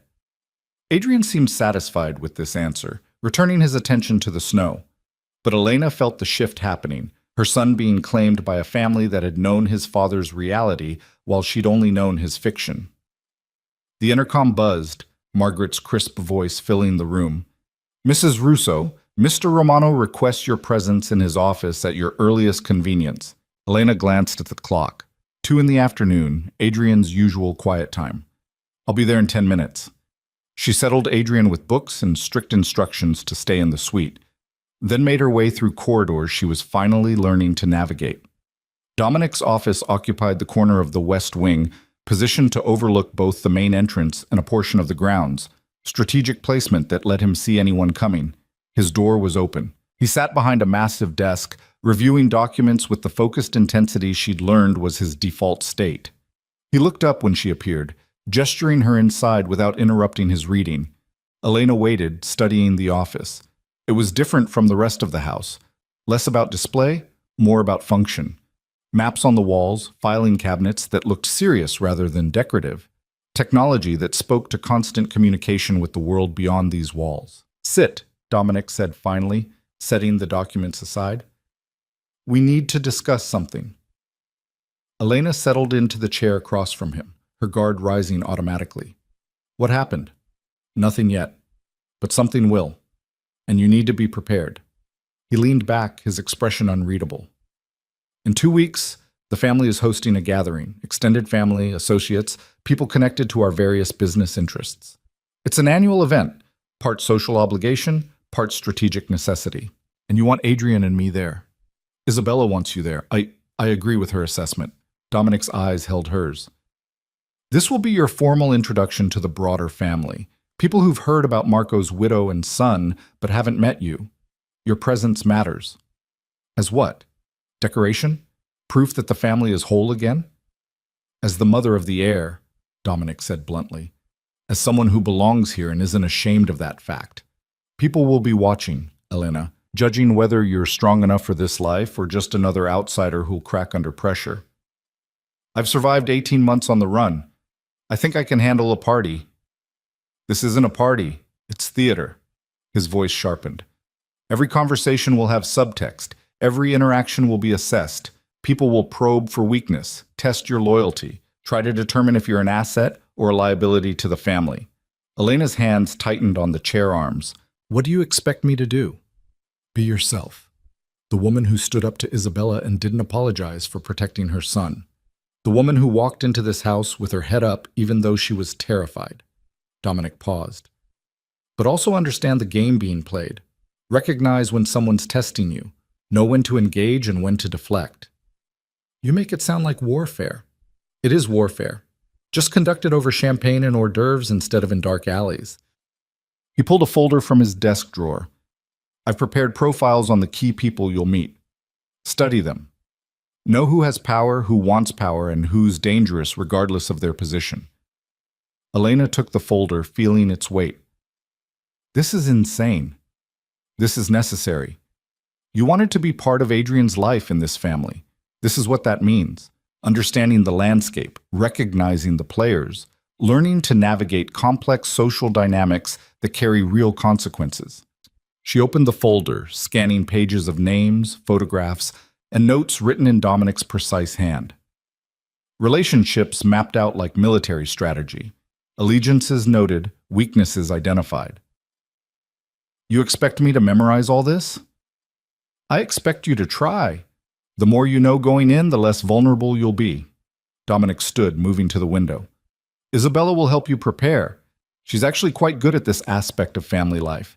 The social maneuvering, the political theater, let her teach you. Since when do you and Isabella coordinate so closely? Since you arrived and gave us a common goal, making sure Adrian's mother doesn't become a liability. He turned to face her. We may not always agree, Elena, but we're aligned on this. You need to succeed at this gathering, not just survive it, but actually establish yourself as someone who belongs. The pressure of it settled over Elena's shoulders like a physical weight. And if I can't? If I mess this up? Then you'll have made enemies you can't afford and raised questions about whether you're fit to raise the heir. Dominic's honesty was brutal, but not unkind. The family tolerates weakness in peripheral members. But Adrian's mother? You're too visible, too important. Failure isn't an option. Elena left his office with the folder clutched against her chest and a growing sense that she'd underestimated what staying in this family would actually require. The past few weeks had been deceptively peaceful, settling in, establishing routines, finding her footing. But that had been the easy part. The real test was coming. She found Isabella in the library that evening, reading to Adrian from a book of Italian fairy tales translated into English. Her son was curled against his grandmother's side with complete trust, listening to stories about clever foxes and brave children with the rapt attention he gave to everything new. Isabella looked up when Elena entered, her expression softening fractionally. We're almost finished with this chapter. Then he's yours. Elena waited, watching her son absorb stories from a world she didn't fully understand. When Isabella finally closed the book, Adrian protested sleepily. Tomorrow, Isabella promised. We'll read more tomorrow. Promise, grandmother? I promise. She kissed his forehead with surprising gentleness, then stood. Take him to bed, Elena. Then come back. We have things to discuss. It took 20 minutes to get Adrian through his bedtime routine and settled in his castle bed. By the time Elena returned to the library, Isabella had poured 2 glasses of wine and settled into one of the leather chairs positioned near the fireplace. Sit, she said, gesturing to the opposite chair. Dominic told you about the gathering? He gave me profiles to study. Good. That's the foundation. But you need more than information. You need strategy. Isabella handed her one of the wine glasses. The women will be the real challenge. The men will assess you quickly and move on. But the women, they'll circle like sharks, looking for blood in the water. That's a disturbing image. It's an accurate one.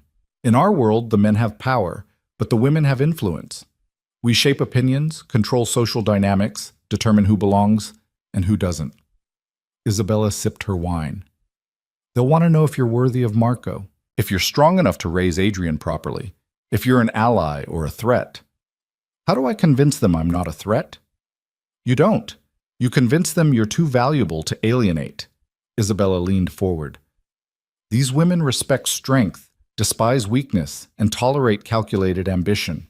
Show them you understand the game, and they'll make space for you. Show them fear, and they'll destroy you. Elena's stomach churned. I'm not like them. I don't know how to play these games. Then learn quickly. You have 2 weeks. Isabella's voice was firm, but not unkind. I'll help you. We'll practice conversations, teach you to read subtext, show you how to deflect probing questions without appearing evasive. But you have to want this, Elena. Half-hearted effort will fail. I want to protect Adrian. Then protecting yourself is protecting him. Because if you fall, he'll be caught in the collapse. Isabella set down her wine glass. I'm not asking you to become someone you're not. I'm asking you to become the strongest version of who you already are. The woman who ran for 18 months and kept her son safe, she's formidable.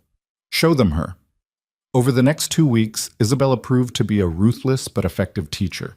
They spent hours in the library, role-playing conversations Elena might encounter. Isabella played the part of various family members, testing Elena's responses, pointing out when she appeared defensive or weak, teaching her the subtle art of social combat disguised as polite conversation. Never apologize for running, Isabella instructed during one session. It makes you look guilty. Instead, frame it as protecting Adrian during a difficult time. Grief is acceptable, fear is not. But I was afraid. Then lie. Or better yet, reframe the truth. You weren't afraid, you were cautious, strategic, ensuring Adrian's safety during a period of family transition. Isabella's eyes were sharp. Words matter, Elena. How you tell your story determines how others perceive it. They practiced deflecting personal questions, navigating political discussions, even handling the subtle insults that would inevitably come wrapped in compliments. Elena learned to smile while calculating responses, to laugh at jokes that weren't funny, to read body language and tone for hidden meanings. It was exhausting. More draining than 18 months of running had been, because at least running had been straightforward. This required constant vigilance of a different kind, not for physical threats but for social traps that could destroy her standing without ever seeming hostile. Dominic joined some sessions, teaching Elena to recognize power dynamics and understand the business relationships underlying family connections. He explained which associates were trustworthy, which were ambitious, and which were dangerous regardless of their smiles. Remember, he said during one particularly intense briefing, everyone at this gathering wants something. Figure out what it is, and you'll know how to interact with them. Need drives behavior more than anything else. Adrian remained blissfully unaware of the preparation consuming his mother's days. He spent his time exploring, reading, and gradually becoming more comfortable in a house that was learning to feel like home.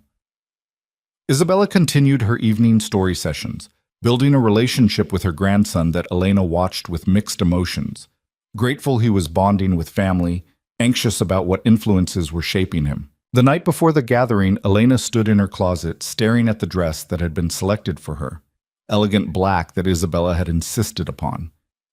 Black says you're in mourning but not broken by it. It's respectful without being weak.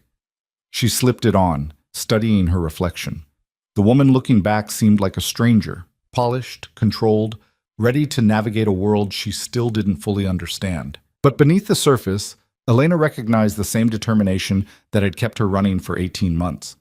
The same fierce protectiveness that had made her walk onto Dominic's plane. The same strength that had let her stand up to Isabella in their first meeting. Maybe she could do this. Maybe she was stronger than she thought. A soft knock interrupted her thoughts. Dominic stood in her doorway, formal in a way that made him look even more intimidating than usual. "Ready?" he asked. "No, but I'll manage." He stepped into the room, studying her with an expression she couldn't quite read. "You look the part. That's half the battle." "What's the other half?" "Believing you deserve to be here. Not apologizing for your presence." Dominic moved closer. "Tomorrow people will test you. They'll probe, challenge, try to determine if you're worth respecting or just tolerating. Don't give them ammunition, Elena." "Isabella's been preparing me." "I know, but there's one thing she can't teach you." He paused, choosing words carefully. "How to handle me." Elena's pulse quickened. "What do you mean?" "People will be watching how we interact, drawing conclusions about power dynamics, about whether you're under family control or have agency. How you navigate that will matter." "So what should I do?" "Treat me like an ally, not an authority. We're equals in this, both interested in Adrian's future, both committed to family stability. Show that dynamic, and people will respect your position." "Are we equals?" Elena asked quietly. "Because from where I'm standing, you hold all the power." Dominic's expression shifted into something almost like respect. "Power is perception, Elena. If you act like I control you, people will believe it. If you act like we're partners with different roles, that becomes the truth that matters." He left her with that thought, and Elena spent a sleepless night rehearsing conversations, reviewing profiles, and trying to quiet the voice in her head that insisted she was completely out of her depth. The gathering began at 7. By 6:30, the house was transformed. Staff moving with choreographed efficiency, rooms opened that Elena had never seen, an atmosphere of controlled anticipation humming through every corridor. Adrian was allowed to attend the first hour under strict supervision, dressed in clothes that made him look like a miniature version of the formal men. He held Elena's hand as they descended the main staircase, his eyes wide with wonder at the transformation. Isabella waited at the bottom, resplendent in burgundy silk that made her look regal rather than elderly. She assessed Elena with a single glance, then nodded approval. You'll do. Remember what we practiced. I remember. And Elena? Isabella's voice softened fractionally. You're stronger than you think. Trust that. The first guests began arriving, and Elena found herself thrust into exactly the kind of social warfare Isabella had described. Conversations that seemed pleasant but carried undercurrents of assessment. Questions about her time away that probed for weakness. Compliments that felt like insults wrapped in silk. But the preparation held. Elena deflected personal questions, reframed her narrative, and held her ground without appearing defensive. She watched body language, recognized when people were testing her, and responded with the careful balance of strength and grace that Isabella had drilled into her. An hour in, a woman named Lucia, one of the cousin's wives and noted for her sharp tongue, cornered Elena near the champagne fountain. So, Lucia said with a smile that didn't reach her eyes, you're the mysterious widow who kept Adrian hidden for so long. We were all so worried. I appreciate the concern, Elena replied smoothly. It was a difficult time, but Adrian and I are exactly where we need to be now. Of course. Family is so important. Lucia's gaze traveled over Elena's dress. Isabella has excellent taste. I'm sure she helped you prepare for tonight? The implication was clear that Elena needed help, that she couldn't navigate this world without Isabella's intervention. The old Elena might have bristled, but the woman Isabella had trained recognized the test. Isabella has been generous with her wisdom, Elena said. I'm fortunate to have such a strong woman guiding me, though I suspect you understand that, having navigated these circles yourself for years. The compliment that wasn't quite deflected the probe, while establishing that Elena understood the hierarchy. Lucia's eyes sharpened with something like respect. You're learning quickly. I have good teachers and strong motivation. Elena let her gaze drift to where Adrian stood with Isabella, charming a group of older relatives with his serious answers to their questions. Everything I do is for him. As it should be. Lucia sipped her champagne. Welcome to the family, Elena. Truly. The dismissal was polite but final. Elena had passed whatever test Lucia had been conducting. As the woman moved away, Elena felt a small surge of triumph, one battle won in a war that would never truly end. Dominic appeared at her elbow, his presence both comforting and nerve-wracking. Lucia seems satisfied with you. She tested me. I didn't fail. No, you didn't. His voice carried approval. You're doing well, Elena. Better than I expected. Don't sound so surprised. I'm not surprised. I'm impressed. There's a difference. He guided her subtly away from the crowd toward a quieter corner. But the real challenge is coming. See that man near the fireplace? Carlo Benedetti. He's been trying to expand his influence within the family for years. He'll test you differently than the women did. Elena studied the man. Late 50s, expensive suit, eyes that miss nothing. What does he want? To determine if you're an asset he can cultivate or an obstacle he needs to work around. Dominic's voice was low, meant only for her ears. He'll be charming. Ask about Adrian's future. Probe for your ambitions. Don't give him leverage. Meaning what? Meaning don't reveal anything about Adrian's education, your plans, or your relationship with Isabella. Keep it vague, redirect to his own family, make him work for every piece of information. Before Elena could respond, Carlo was approaching with a smile that seemed genuine but felt calculated. Elena Russo, he said warmly. Finally, we meet. I knew your husband, fine man, tragic loss. Thank you, Elena said, her guard rising automatically. Marco spoke highly of many family members, though I confess he didn't mention you specifically. The subtle jab, suggesting Carlo wasn't important enough to mention, landed with precision. Carlo's smile tightened fractionally. Marco and I moved in different circles. But Adrian, he's the future, isn't he? I hope you're thinking carefully about his education, his preparation for the role he'll eventually fill. I think about Adrian's future constantly, Elena replied, though I imagine many people have opinions about what that should look like. Indeed, a child in his position needs careful guidance, the right influences. Carlo's tone was pleasant, but Elena heard the probe underneath. I hope you're open to advice from those of us who've been in this family longer. I'm always open to wisdom from those who've earned respect through their actions, Elena said carefully. Though ultimately, decisions about Adrian's life rest with his mother and grandmother, as I'm sure you understand. The message was clear. Carlo could offer opinions, but he had no authority. His eyes sharpened, reassessing her with new calculation. Of course, family hierarchy must be respected. He inclined his head slightly. You're more astute than rumors suggested. I look forward to future conversations, Elena. He withdrew, and Elena released a breath she hadn't realized she was holding. Dominic's hand touched her lower back briefly, a gesture that could have been casual but felt like approval. Well played. He was testing whether I'd defer to him. And you established your position without being overtly hostile. That's the balance you need. Dominic guided her back toward the main room. You're surviving this, Elena. Actually thriving. The evening wore on, conversation after conversation, test after test. By the time Adrian grew tired and Elena was allowed to excuse herself to put him to bed, she felt wrung out but oddly triumphant. She'd navigated the gathering without major missteps, established herself as more than just Marco's widow, and earned grudging respect from people who'd expected her to fail. Isabella found her in the hallway outside Adrian's room after the boy was finally asleep. You did well tonight, the older woman said without preamble. Better than well. You showed them you're not some fragile thing to be managed. Several people commented on your presence. Thank you for preparing me. I gave you tools. You wielded them. Isabella's expression was as close to warm as Elena had ever seen it. Marco chose better than I thought. You have the strength this family needs, even if you came to it differently than I would have preferred. It was the closest thing to approval Elena had received from her, and the weight of it was surprising. I'm not doing this for your approval, Elena said quietly.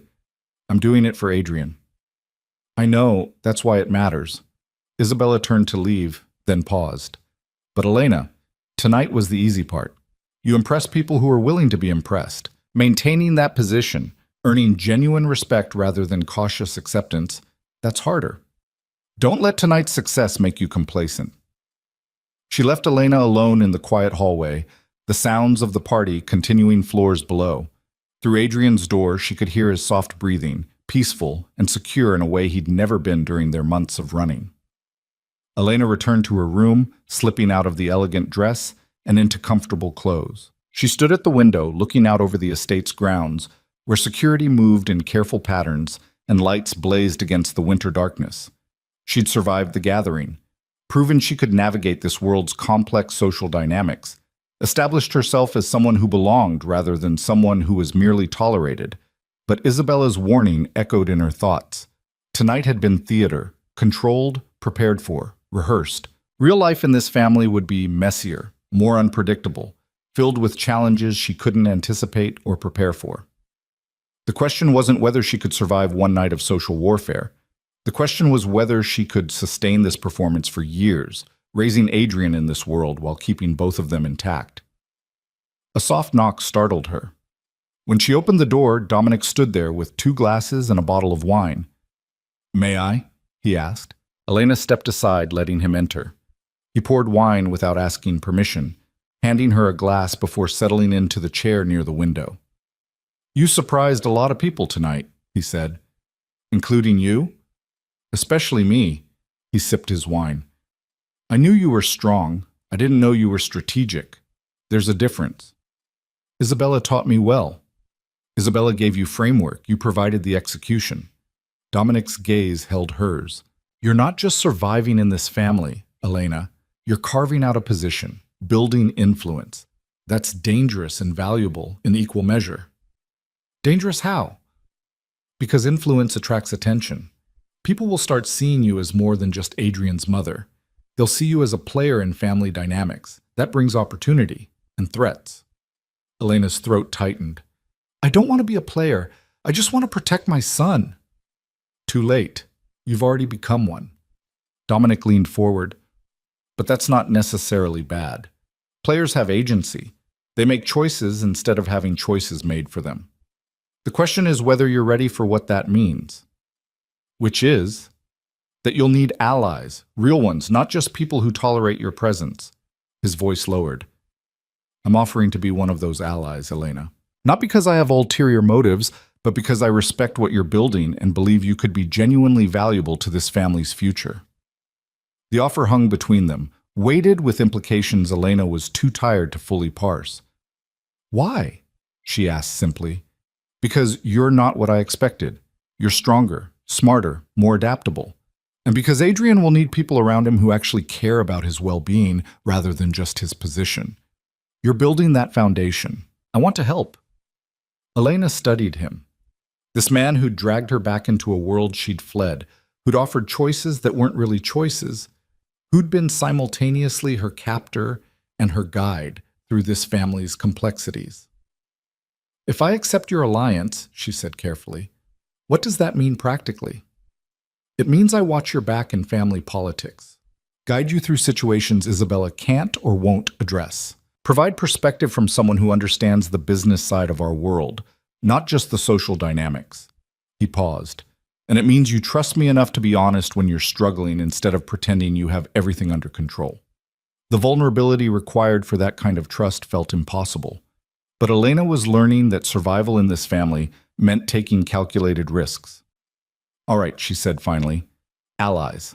Dominic's mouth curved into something almost like a genuine smile. You won't regret this. I hope not. He stood to leave, then turned back at the door. You did remarkable work tonight, Elena. Don't let anyone make you feel otherwise. You earned your place here. After he left, Elena sat alone with her wine, feeling the shift that had occurred. She'd arrived at this house as a fugitive being dragged back. Tonight, she'd established herself as something else, a member of the family with standing, with influence, with a voice that mattered. But the cost of that transformation was becoming clear. She wasn't just Elena Russo anymore, the woman who'd run to protect her son. She was becoming someone new, someone who navigated complex power dynamics, who built alliances and defended territory, who played the games this family required. The question that kept her awake long after she should have slept was simple and terrifying. In becoming strong enough to protect Adrian in this world, was she becoming exactly the kind of person she'd once run from? The answer to that question came 6 months later, on a spring evening when the estate's gardens had finally shaken off winter's grip and cherry blossoms painted the grounds in soft pink. Elena stood in Dominic's office, her hands shaking with fury she was barely containing. Between them on his desk lay photographs, grainy surveillance images of Adrian at the private academy Isabella had enrolled him in, taken from angles that suggested someone had been watching her son for weeks. When did these arrive? Her voice was ice over rage.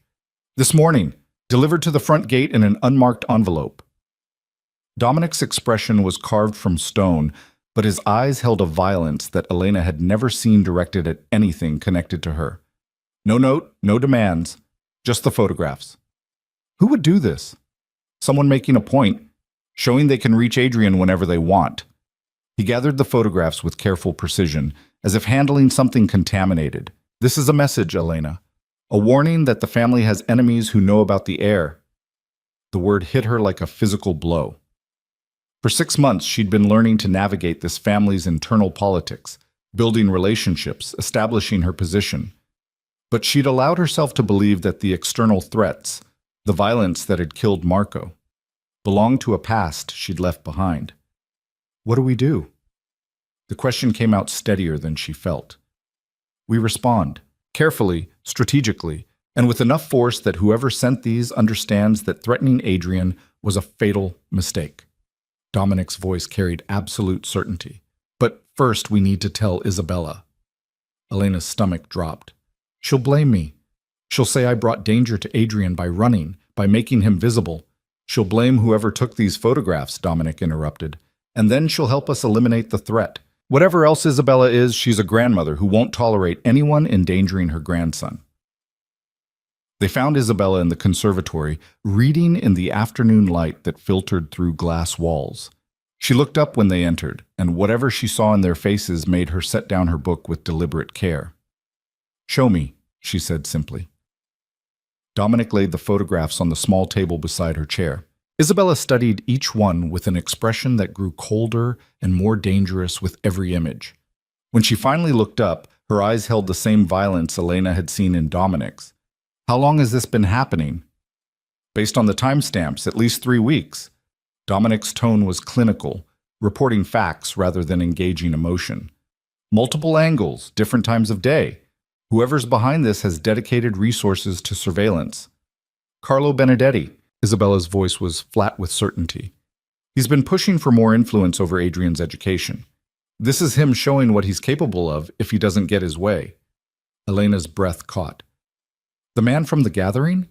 He seemed charming, respectful. Isabella's laugh was bitter. Carlo has been playing power games in this family for 30 years. He saw Adrian as an opportunity. Influence the heir, control the future. When you established that he had no authority over the boy, you made him your enemy. I didn't know. You weren't supposed to know.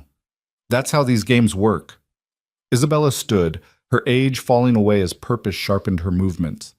But Carlo miscalculated. He thought threatening Adrian would make you vulnerable, make you run to him for protection. Instead, he's given us justification to destroy him. The casual way she said it, destroy him, sent ice through Elena's veins. What does that mean? It means Carlo Benedetti will learn that there are consequences for threatening family. Isabella's gaze shifted to Dominic. Call Marcus. I want security doubled at the academy and at the estate. No one gets close to Adrian without clearance from you or me directly. Already done. I also want to move Elena and Adrian to the secure wing until this is resolved. The secure wing? Elena looked between them. What is that? The section of the house built specifically for situations like this, Dominic explained. Reinforced walls, independent power and water, security measures that would make most government facilities jealous. You and Adrian will be completely protected while we handle the threat. Handle it how? Elena's voice rose despite her efforts to stay calm. What are you planning to do to this man? Isabella's expression was almost pitying. You've been in this family for 6 months, Elena. You've learned to navigate our social dynamics, built alliances, established your position. But you've never truly understood what we are, have you? I understand you have power. We have more than power. We have the ability and will to protect what's ours through any means necessary. Isabella moved closer, her voice dropping to something almost gentle. Carlo threatened your son, my grandson, the heir to this family's legacy. That's not a political miscalculation. It's a declaration of war, and wars end with someone defeated. The reality of what she was saying crystallized slowly. You're going to kill him. We're going to neutralize a threat, Dominic corrected. What form that takes depends on Carlo's response when we confront him. If he's smart, he'll understand his mistake and accept exile from family business. If he's foolish, he'll double down, and then yes, more permanent measures will be necessary. Elena's knees felt weak. She'd known, intellectually, that this family operated outside conventional morality. Marco's death had proven that violence was part of their world, but knowing it abstractly and watching it unfold around her son were entirely different things. I don't want Adrian exposed to this, she whispered. Then you shouldn't have stayed, Isabella said bluntly. The moment you walked back into this family, you accepted that Adrian would grow up in a world where power is defended with force. You can't have the protection and resources we offer without accepting the reality of how they're maintained. Isabella, Dominic's voice carried warning. No, she needs to hear this. Isabella's eyes were hard on Elena's face. You've been playing at being part of this family, learning our social rules, building your position, protecting Adrian through political maneuvering.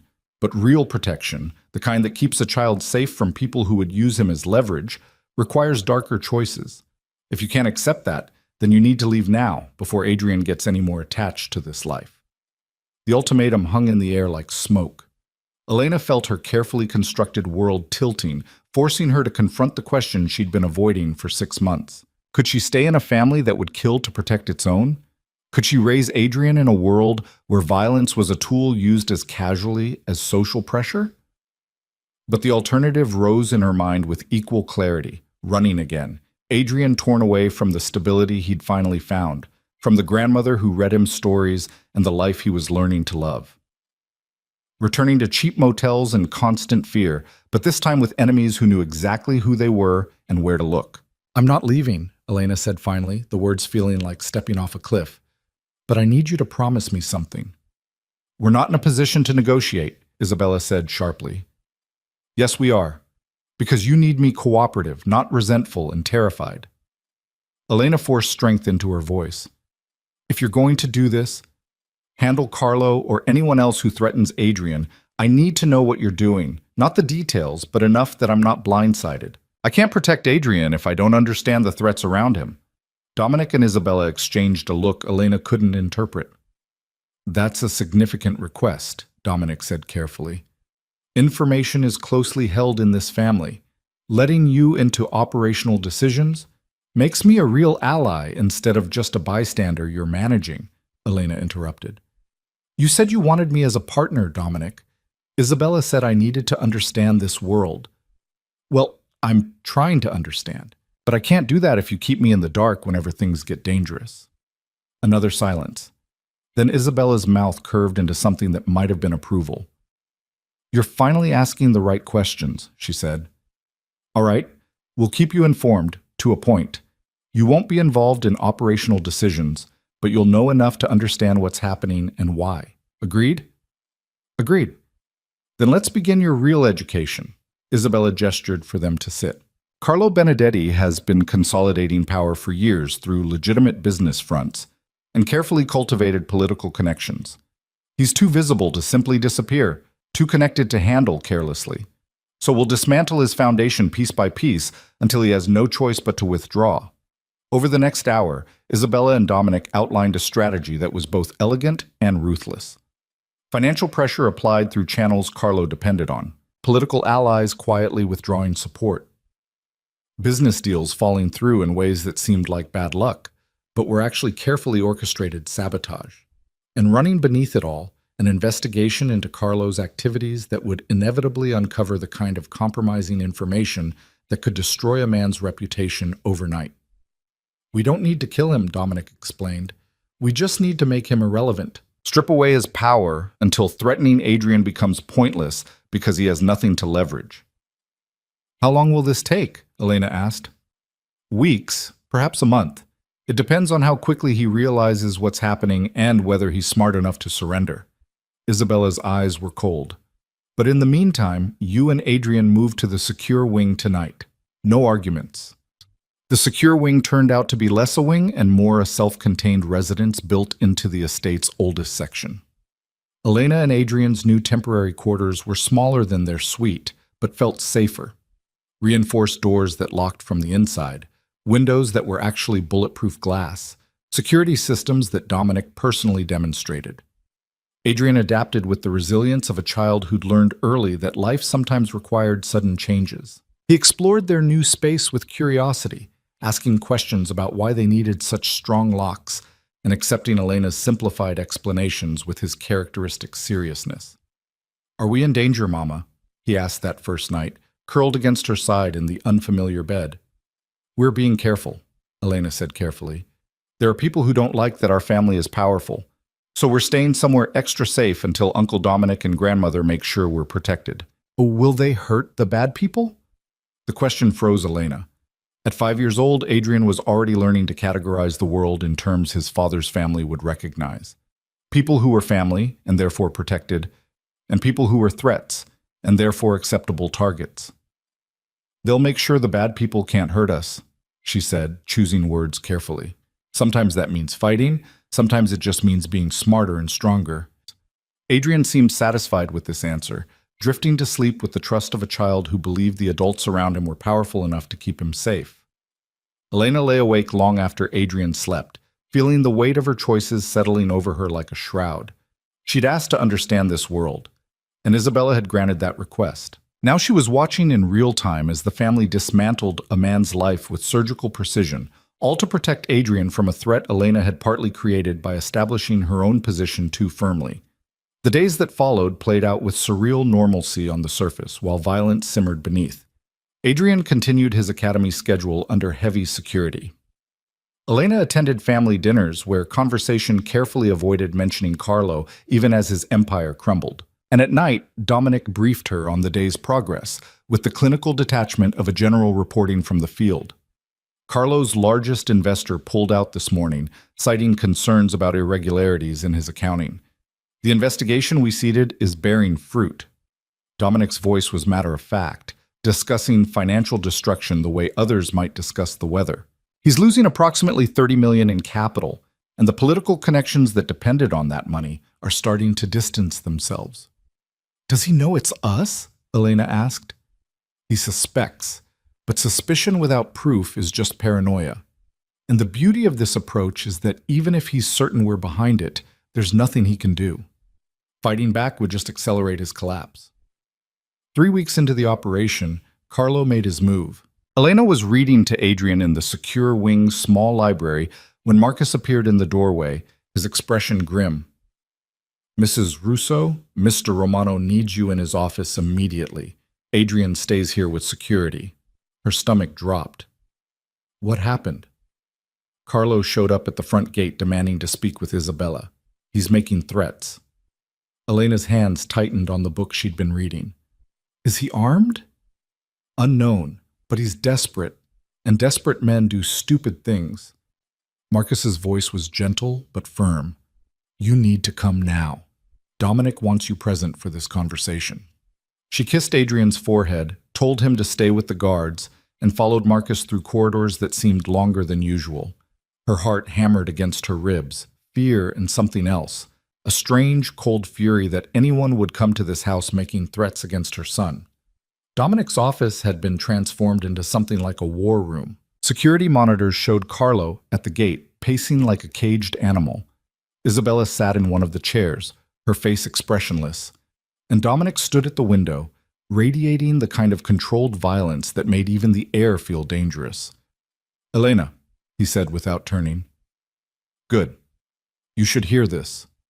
He pressed a button, and Carlo's voice filled the room through speakers connected to the gate's intercom. I know you're listening, Isabella. Dominic, I know what you've been doing, and I know why. But threatening me won't change anything. I have information, insurance, that will destroy this family if anything happens to me. Isabella's laugh was cold. Carlo, you've been watching too many films. Real power doesn't work that way. I have evidence of every illegal transaction this family's made for the past decade. Financial records, communications, connections to politicians and judges. If I go down, I'm taking the Romano Empire with me. Then you've already lost, Dominic said quietly. Because if that information exists, we'll find it. And once we do, your insurance becomes worthless. You can't find what's already been distributed. I have copies in 3 different locations set to be released if I don't check in every 48 hours. Kill me, and you destroy yourselves. Elena watched Isabella's expression carefully. The older woman showed no fear, no concern, just cold calculation. Carlo, Isabella said finally, you're bluffing. If you had that information and were smart enough to protect it properly, you'd have used it already as leverage instead of showing up at my gate like some common thug. Try me. Do whatever you were planning and watch your family burn. Or, Dominic interjected, his voice carrying absolute authority, you could listen to the offer we're about to make, the one that lets you walk away from this alive and with some dignity intact. A pause. Then, I'm listening. You leave, tonight. You take your remaining assets, disappear to whatever hole you've been preparing for exactly this situation, and you never come near this family again. Never contact Adrian, never mention the Romanos, never return to New York. In exchange, we stop the financial assault and let you keep what you've managed to hide from us. And the photographs? My insurance? We assume it's a bluff, but we're willing to take that risk, because if it's real and you release it, you'll spend the rest of your very short life knowing you destroyed the only thing that was keeping you alive, our willingness to let you run rather than hunting you down. Dominic's voice dropped to something deadly. Make no mistake, Carlo. If that information surfaces, there won't be a place on earth you can hide. We'll find you, and what happens next will make you wish you'd taken the easy death we're offering now. Silence stretched through the speakers. Elena could hear Carlo's breathing, ragged with fear and rage. I want 24 hours to arrange travel. You have 12. At dawn tomorrow, if you're still in New York, the deal is void, and we come for you with everything we have. Isabella's voice was final. Choose wisely, Carlo. This is the only offer you'll receive. The intercom clicked off. Dominic turned to face Elena, his expression unreadable. That's how these things end when we're merciful. He lives, we maintain our position, and the threat disappears. Not through violence, but through superior force of will. Elena's hands were shaking. She'd just watched the family destroy a man's entire life and then offer him exile as mercy. It should have horrified her. Instead, she felt a fierce satisfaction that Adrian's threat was being neutralized. Will he actually leave? She asked. He doesn't have a choice, Isabella said. We've taken everything that gave him power. He can run and keep his life, or fight and lose everything, including his survival. Most men choose to live. And if his insurance is real? If he releases the information? Then we'll deal with that when it happens. But I don't think it is. Carlo was always better at threats than follow-through. Isabella stood, smoothing her dress with practiced elegance. You can move back to your suite tomorrow, Elena. The crisis is over. But something in Dominic's expression made Elena pause. What aren't you telling me? Nothing you need to worry about. We agreed. No keeping me in the dark when it involves threats to Adrian. Dominic exchanged a look with Isabella, then sighed. Carlo won't release whatever information he has because doing so would make him worthless to everyone, including the people who might have protected him. Dead men can't provide ongoing intelligence. So his best play is exactly what we've offered. Disappear, stay quiet, and hope we forget about him. But you won't forget. No. We'll monitor him for the rest of his life. And if he makes any move against this family, any attempt to resurface or cause problems, we'll finish what we started. Dominic's voice was matter-of-fact. That's how real security works, Elena. Not through violence when it can be avoided, but through demonstrated willingness to use violence if necessary. Carlo will spend the rest of his life knowing we're watching, knowing we could reach him anytime we choose. That fear is more effective than his death would be. Elena understood finally what she'd truly committed to when she agreed to stay in this family. Not constant violence, but the infrastructure to deploy it efficiently when required. Not casual cruelty, but calculated ruthlessness in service of protection. It should have terrified her. Instead, she felt something settle into place, an acceptance that this was the price of keeping Adrian safe in a world that saw a 5-year-old as a strategic asset. Thank you, she said quietly, for handling this, for protecting him. Isabella's expression softened fractionally. We protect our own, Elena. That's what family means in our world. Adrian is ours, which means so are you, whether you fully accept it yet or not. By dawn the next morning, Carlo Benedetti had vanished from New York. His remaining businesses dissolved overnight, his properties went on the market, and within a week it was as if he'd never existed. The family returned to its routines with the seamless efficiency of an organization that had handled such matters countless times before. Elena and Adrian moved back to their suite in the North Wing. Life resumed its careful patterns. Adrian's academy schedule, family dinners, the social obligations that Elena had learned to navigate with increasing confidence. But something had shifted fundamentally. Elena was no longer playing at being part of this family. She'd watched them defend Adrian with cold precision, had been included in decisions about neutralizing threats, had accepted the reality of what protection actually required. She'd stopped running in more ways than one. 3 months later, on a summer evening when humidity made the air thick and thunderstorms threatened in the distance, Dominic found Elena in the estate's garden watching Adrian play with Isabella. The boy was laughing at something his grandmother had said, his dark eyes bright with happiness that seemed impossible to reconcile with the world he'd been born into. He's thriving, Dominic observed, settling onto the bench beside her. He is, despite everything, or maybe because of it. Elena glanced at him. You were right, you know, about what staying here would mean. I usually am, though it gives me no pleasure in this case. Why not? Because I've watched you transform from someone fighting this family to someone becoming part of its machinery.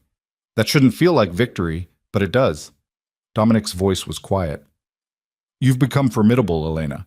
Exactly the kind of person this family needs. But I wonder sometimes if that's what you wanted. Elena considered the question honestly. I wanted Adrian safe. I wanted to stop running. I wanted to finally stop being afraid. She watched her son chase butterflies across the manicured lawn. Everything else, the political maneuvering, the alliance building, accepting the violence that protects us, those were just necessary evolutions. And are you happy? Truly? The question surprised her. In 6 months of building her position, navigating threats, and establishing herself within the family, no one had asked her that. I'm not sure happiness is the right framework, she said slowly. But I'm stable. Adrian's protected. I have power instead of just being subject to it. That's more than I ever had when I was running. It's also more than you had in your marriage to Marco.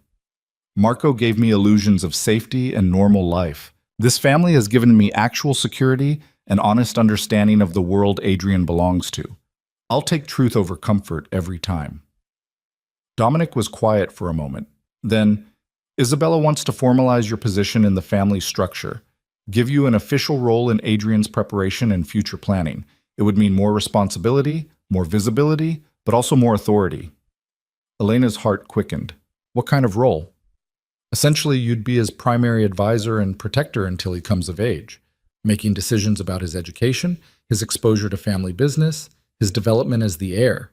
Isabella and I would have input, but final authority would rest with you. Why would Isabella agree to that? 6 months ago, she barely tolerated me. 6 months ago, you were an outsider she had to manage. Now you're family she can trust. Someone who's proven you'll do whatever's necessary to protect Adrian and this family's future. She'd rather empower someone loyal than fight for control with someone resentful. The offer was everything Elena had been working toward. Real authority over her son's future, genuine power within the family structure, an end to feeling like a perpetual guest in a house that was supposed to be home. But accepting it would also be the final step in a transformation she sometimes barely recognized. From the woman who'd run from this world to the woman who wielded its power. From Marco's sheltered widow to a player in the family's complex dynamics. I need to think about it, she said finally. Take your time, but Elena, Dominic turned to face her fully. This isn't just about a title or position. This is Isabella acknowledging that you've become essential to this family's functioning. That's not an offer she makes lightly or often. Thunder rumbled in the distance, and Isabella called Adrian inside before the rain started. Elena watched them go, grandmother and grandson walking hand in hand toward the house that had become home despite everything. That night, unable to sleep, Elena found herself in the library where 6 months ago Isabella had first taught her to navigate family politics. The room was dark except for moonlight filtering through tall windows, painting everything in silver and shadow. She wasn't surprised when Isabella appeared in the doorway, wrapped in an elegant robe, clearly unable to sleep as well. I thought I might find you here, the older woman said, moving to pour brandy from the decanter kept stocked. She handed Elena a glass without asking if she wanted one. Dominic told you about the offer. He did. And you're conflicted. It wasn't a question. I'm trying to understand what accepting it would mean, not just practically, but what it says about who I've become. Isabella settled into the chair opposite Elena's, studying her in the dim light. You've become exactly who you needed to be to survive in this world. The question is whether you can accept that transformation. I never wanted power. I just wanted to keep Adrian safe. And you've learned that in our world, those goals are inseparable. Power is protection. Protection requires power. You can't have one without the other. Isabella sipped her brandy. When I was younger than you are now, I faced a similar choice. My husband had died, my son was young and vulnerable, and the family was fracturing around threats I barely understood. I could have run, taken Marco somewhere safe, and tried to build a normal life. But I knew that running wouldn't protect him. Only power could do that. So you stayed and became what you are now. I stayed and became what was necessary, just as you have. Isabella's eyes were sad but not regretful. I won't lie to you, Elena. This life costs. It hardens you in ways that can't be undone. You make choices that haunt you, accept compromises that change who you are, but it also gives you the strength to protect what matters most. Is that trade worth making? Only you can answer that. Elena thought of Adrian sleeping safely in his castle bed, protected by security and family power. She thought of the past 6 months, learning to navigate threats, building alliances, accepting the reality of what keeping him safe actually required. If I accept this role, she said quietly, there's no going back, is there? No pretending I'm just a mother protecting her son. I'd be making a deliberate choice to be part of this family's power structure. Yes, but Elena, you made that choice 6 months ago when you agreed to help neutralize Carlo. Everything since then has just been accepting the implications of that initial decision. The truth of it settled like weight. She had chosen, back in that tense confrontation over surveillance photographs, not explicitly, not with full understanding, but chosen nonetheless. Everything that followed, the strategic planning, the cold satisfaction when threats were eliminated, the growing comfort with the family's methods, had been building toward this moment. The moment where she stopped pretending the transformation was temporary and accepted it as permanent. I'll do it, Elena said finally. I'll accept the role. For Adrian. For Adrian, Isabella agreed, but also for yourself. Because you've earned this position, Elena. Not through birth or marriage, but through strength and strategic intelligence. That's worth acknowledging. They sat in comfortable silence, two women who'd arrived at the same destination through different paths, but with the same motivation, protecting the children they loved in a world that required darkness to survive. The formal ceremony announcing Elena's new role took place a month later, during another family gathering that was equal parts celebration and political theater. Elena wore black again, but this time it felt like armor rather than mourning. She stood beside Isabella and Dominic as the family was informed of the decision, watching their reactions carefully. Some showed approval, recognition that she'd proven herself worthy. Others showed calculation, reassessing their strategies now that she held genuine authority. But no one showed dismissal. She'd transformed from Marco's invisible widow to someone who commanded respect through demonstrated capability. Adrian was there too, dressed formally and seated in a place of honor, not quite understanding the politics, but absorbing the message that his mother was important in this family, that she belonged not just as his parent, but as a figure of authority in her own right. After the formal announcements, after the toasts and political maneuvering, Elena found herself alone on the terrace overlooking the estate's grounds. The same view she'd stared at during that first overwhelming week, when everything had felt impossible, and escape seemed like the only salvation. Dominic joined her, offering champagne she didn't really want, but accepted anyway. How does it feel? He asked. Having officially become what you spent 18 months running from? Elena laughed, surprised by the accuracy.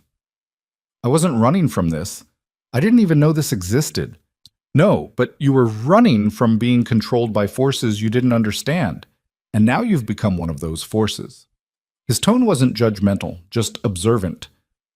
That's quite a transformation. Do you think Marco would approve of what I've become? Dominic considered the question seriously. Marco wanted you safe and separate from this world. He'd probably be horrified.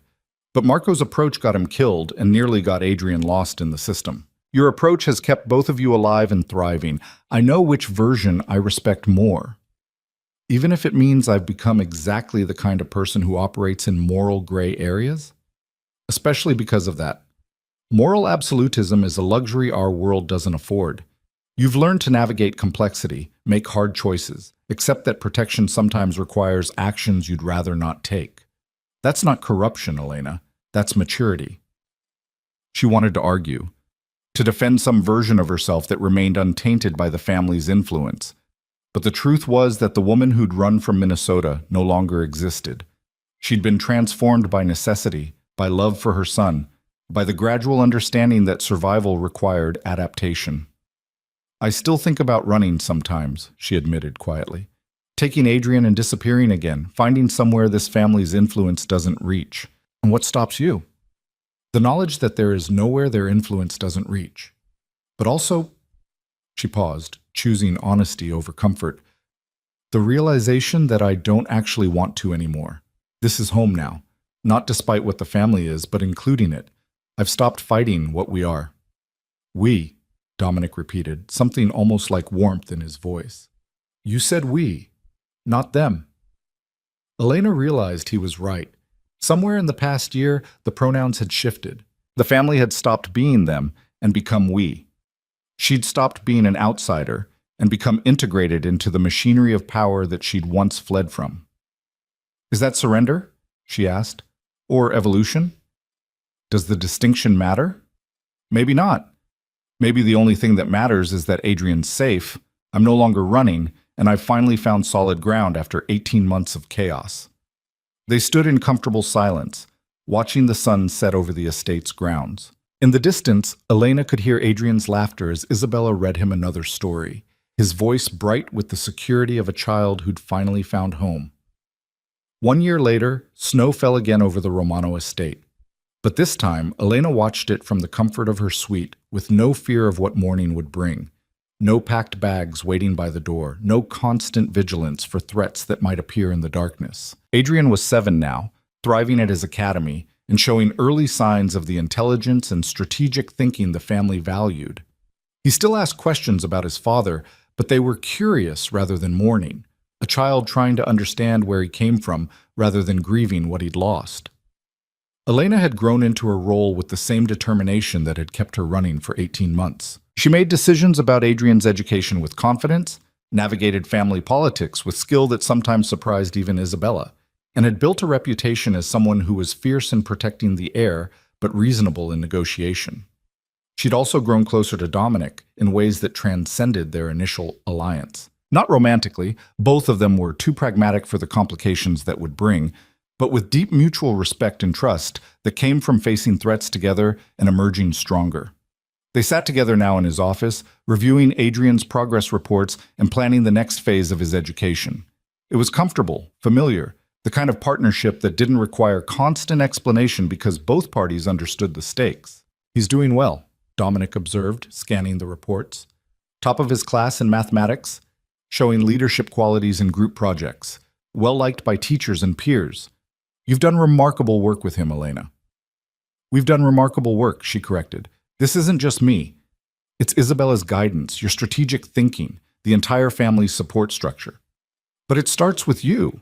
You're the foundation everything else builds on. He set down the reports. I have a question, and I want you to answer honestly. All right. Are you happy? Not satisfied, not content, not successfully functioning, actually happy with this life? Elena thought about the question carefully, refusing to give easy answers to complex truths. I'm happy in ways I never expected to be. Not the happiness I imagined when I married Marco, that safe, sheltered, ordinary life, but something deeper. I have purpose, authority, genuine partnership with people who respect my capabilities. Adrian is thriving in ways he never could have if we'd kept running, and I've become stronger than I knew I could be. But, Dominic prompted, hearing what she hadn't said, but sometimes I miss the simplicity of thinking the world was divided into good and evil, right and wrong. I miss being able to make choices without calculating political implications. I miss the version of myself who could be horrified by violence instead of accepting it as necessary. That version of yourself couldn't have kept Adrian safe. I know. That's what makes it complicated. Elena stood, moving to the window where she'd stood so many times before, watching snow fall over grounds that had become familiar. I've made peace with what I've become, but I won't pretend the transformation didn't cost something. Wisdom always costs, Dominic said quietly. The question is whether the price was worth paying. Before Elena could answer, Adrian burst into the office with the kind of energy only 7-year-olds possessed, followed by Isabella at a more measured pace. Mama, Uncle Dominic, Grandmother says there's going to be a Christmas party and I get to help plan it. Can we have ice sculptures and hot chocolate? And Elena laughed, the sound genuine and warm. Slow down, baby. Yes, we can discuss party planning, but maybe let Uncle Dominic finish his work first.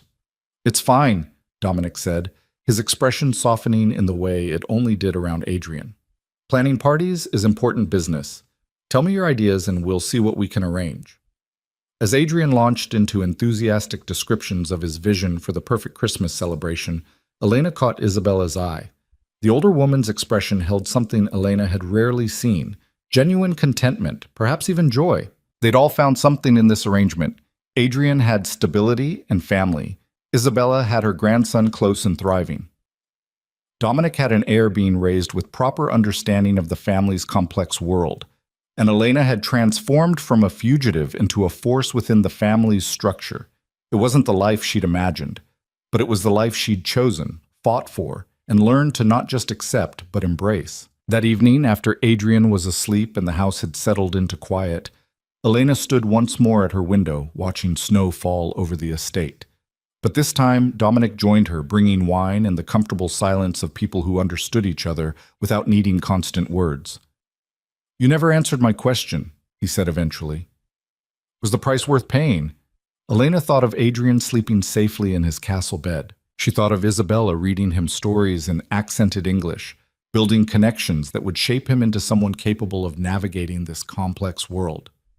She thought of Dominic's steady presence, Isabella's fierce protection, the entire family's resources deployed to ensure Adrian's future.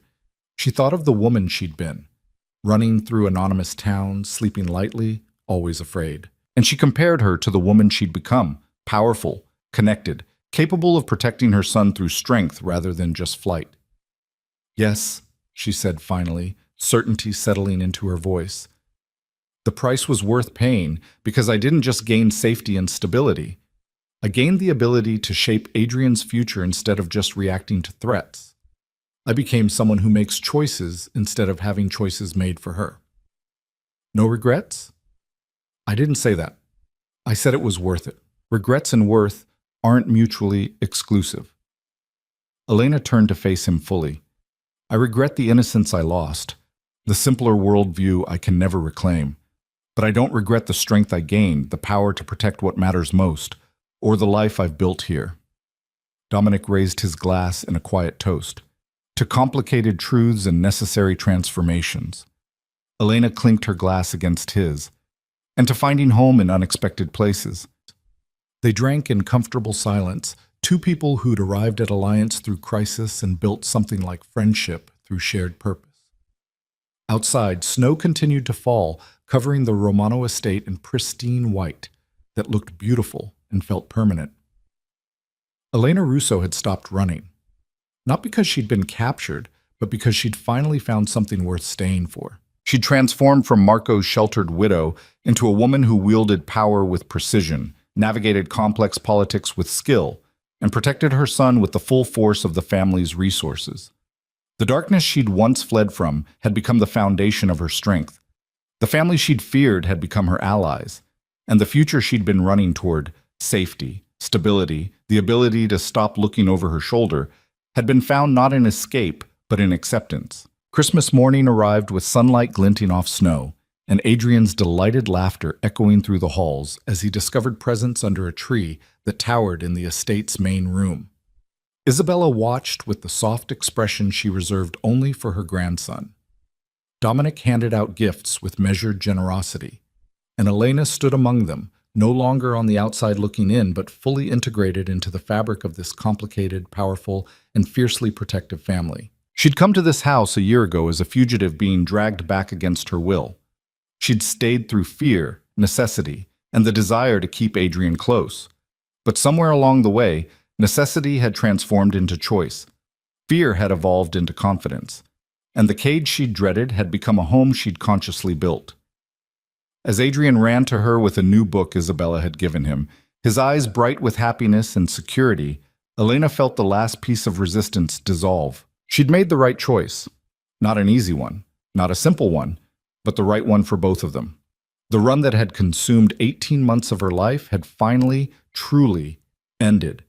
Not because she'd been caught, but because she'd discovered that sometimes the thing you're running from becomes exactly what you need to survive. And in the Romano family's world of shadows and power, survival wasn't just living. It was learning to thrive in darkness, to wield strength with precision, and to protect what you loved with every resource available, no matter what that required. Elena Russo had learned those lessons well, and in learning them, she'd become something more than Marco's widow or Adrian's mother. She'd become family in the truest sense the Romanos understood, someone who belonged not through blood alone, but through demonstrated loyalty, proven capability, and the willingness to do whatever necessary to protect their own. The snow fell softly outside, covering everything in white. Inside, warmth and laughter filled rooms that had once felt like a prison, but now felt like home. And Elena stood in the center of it all, No longer running, no longer afraid, finally at peace with the woman she'd become and the future she was building. The chase was over. Home had been found, and the shadows that had once terrified her had become the very thing that kept her son and herself safe. In the end, that was worth every compromise, every transformation, every piece of innocence sacrificed along the way. It was worth everything.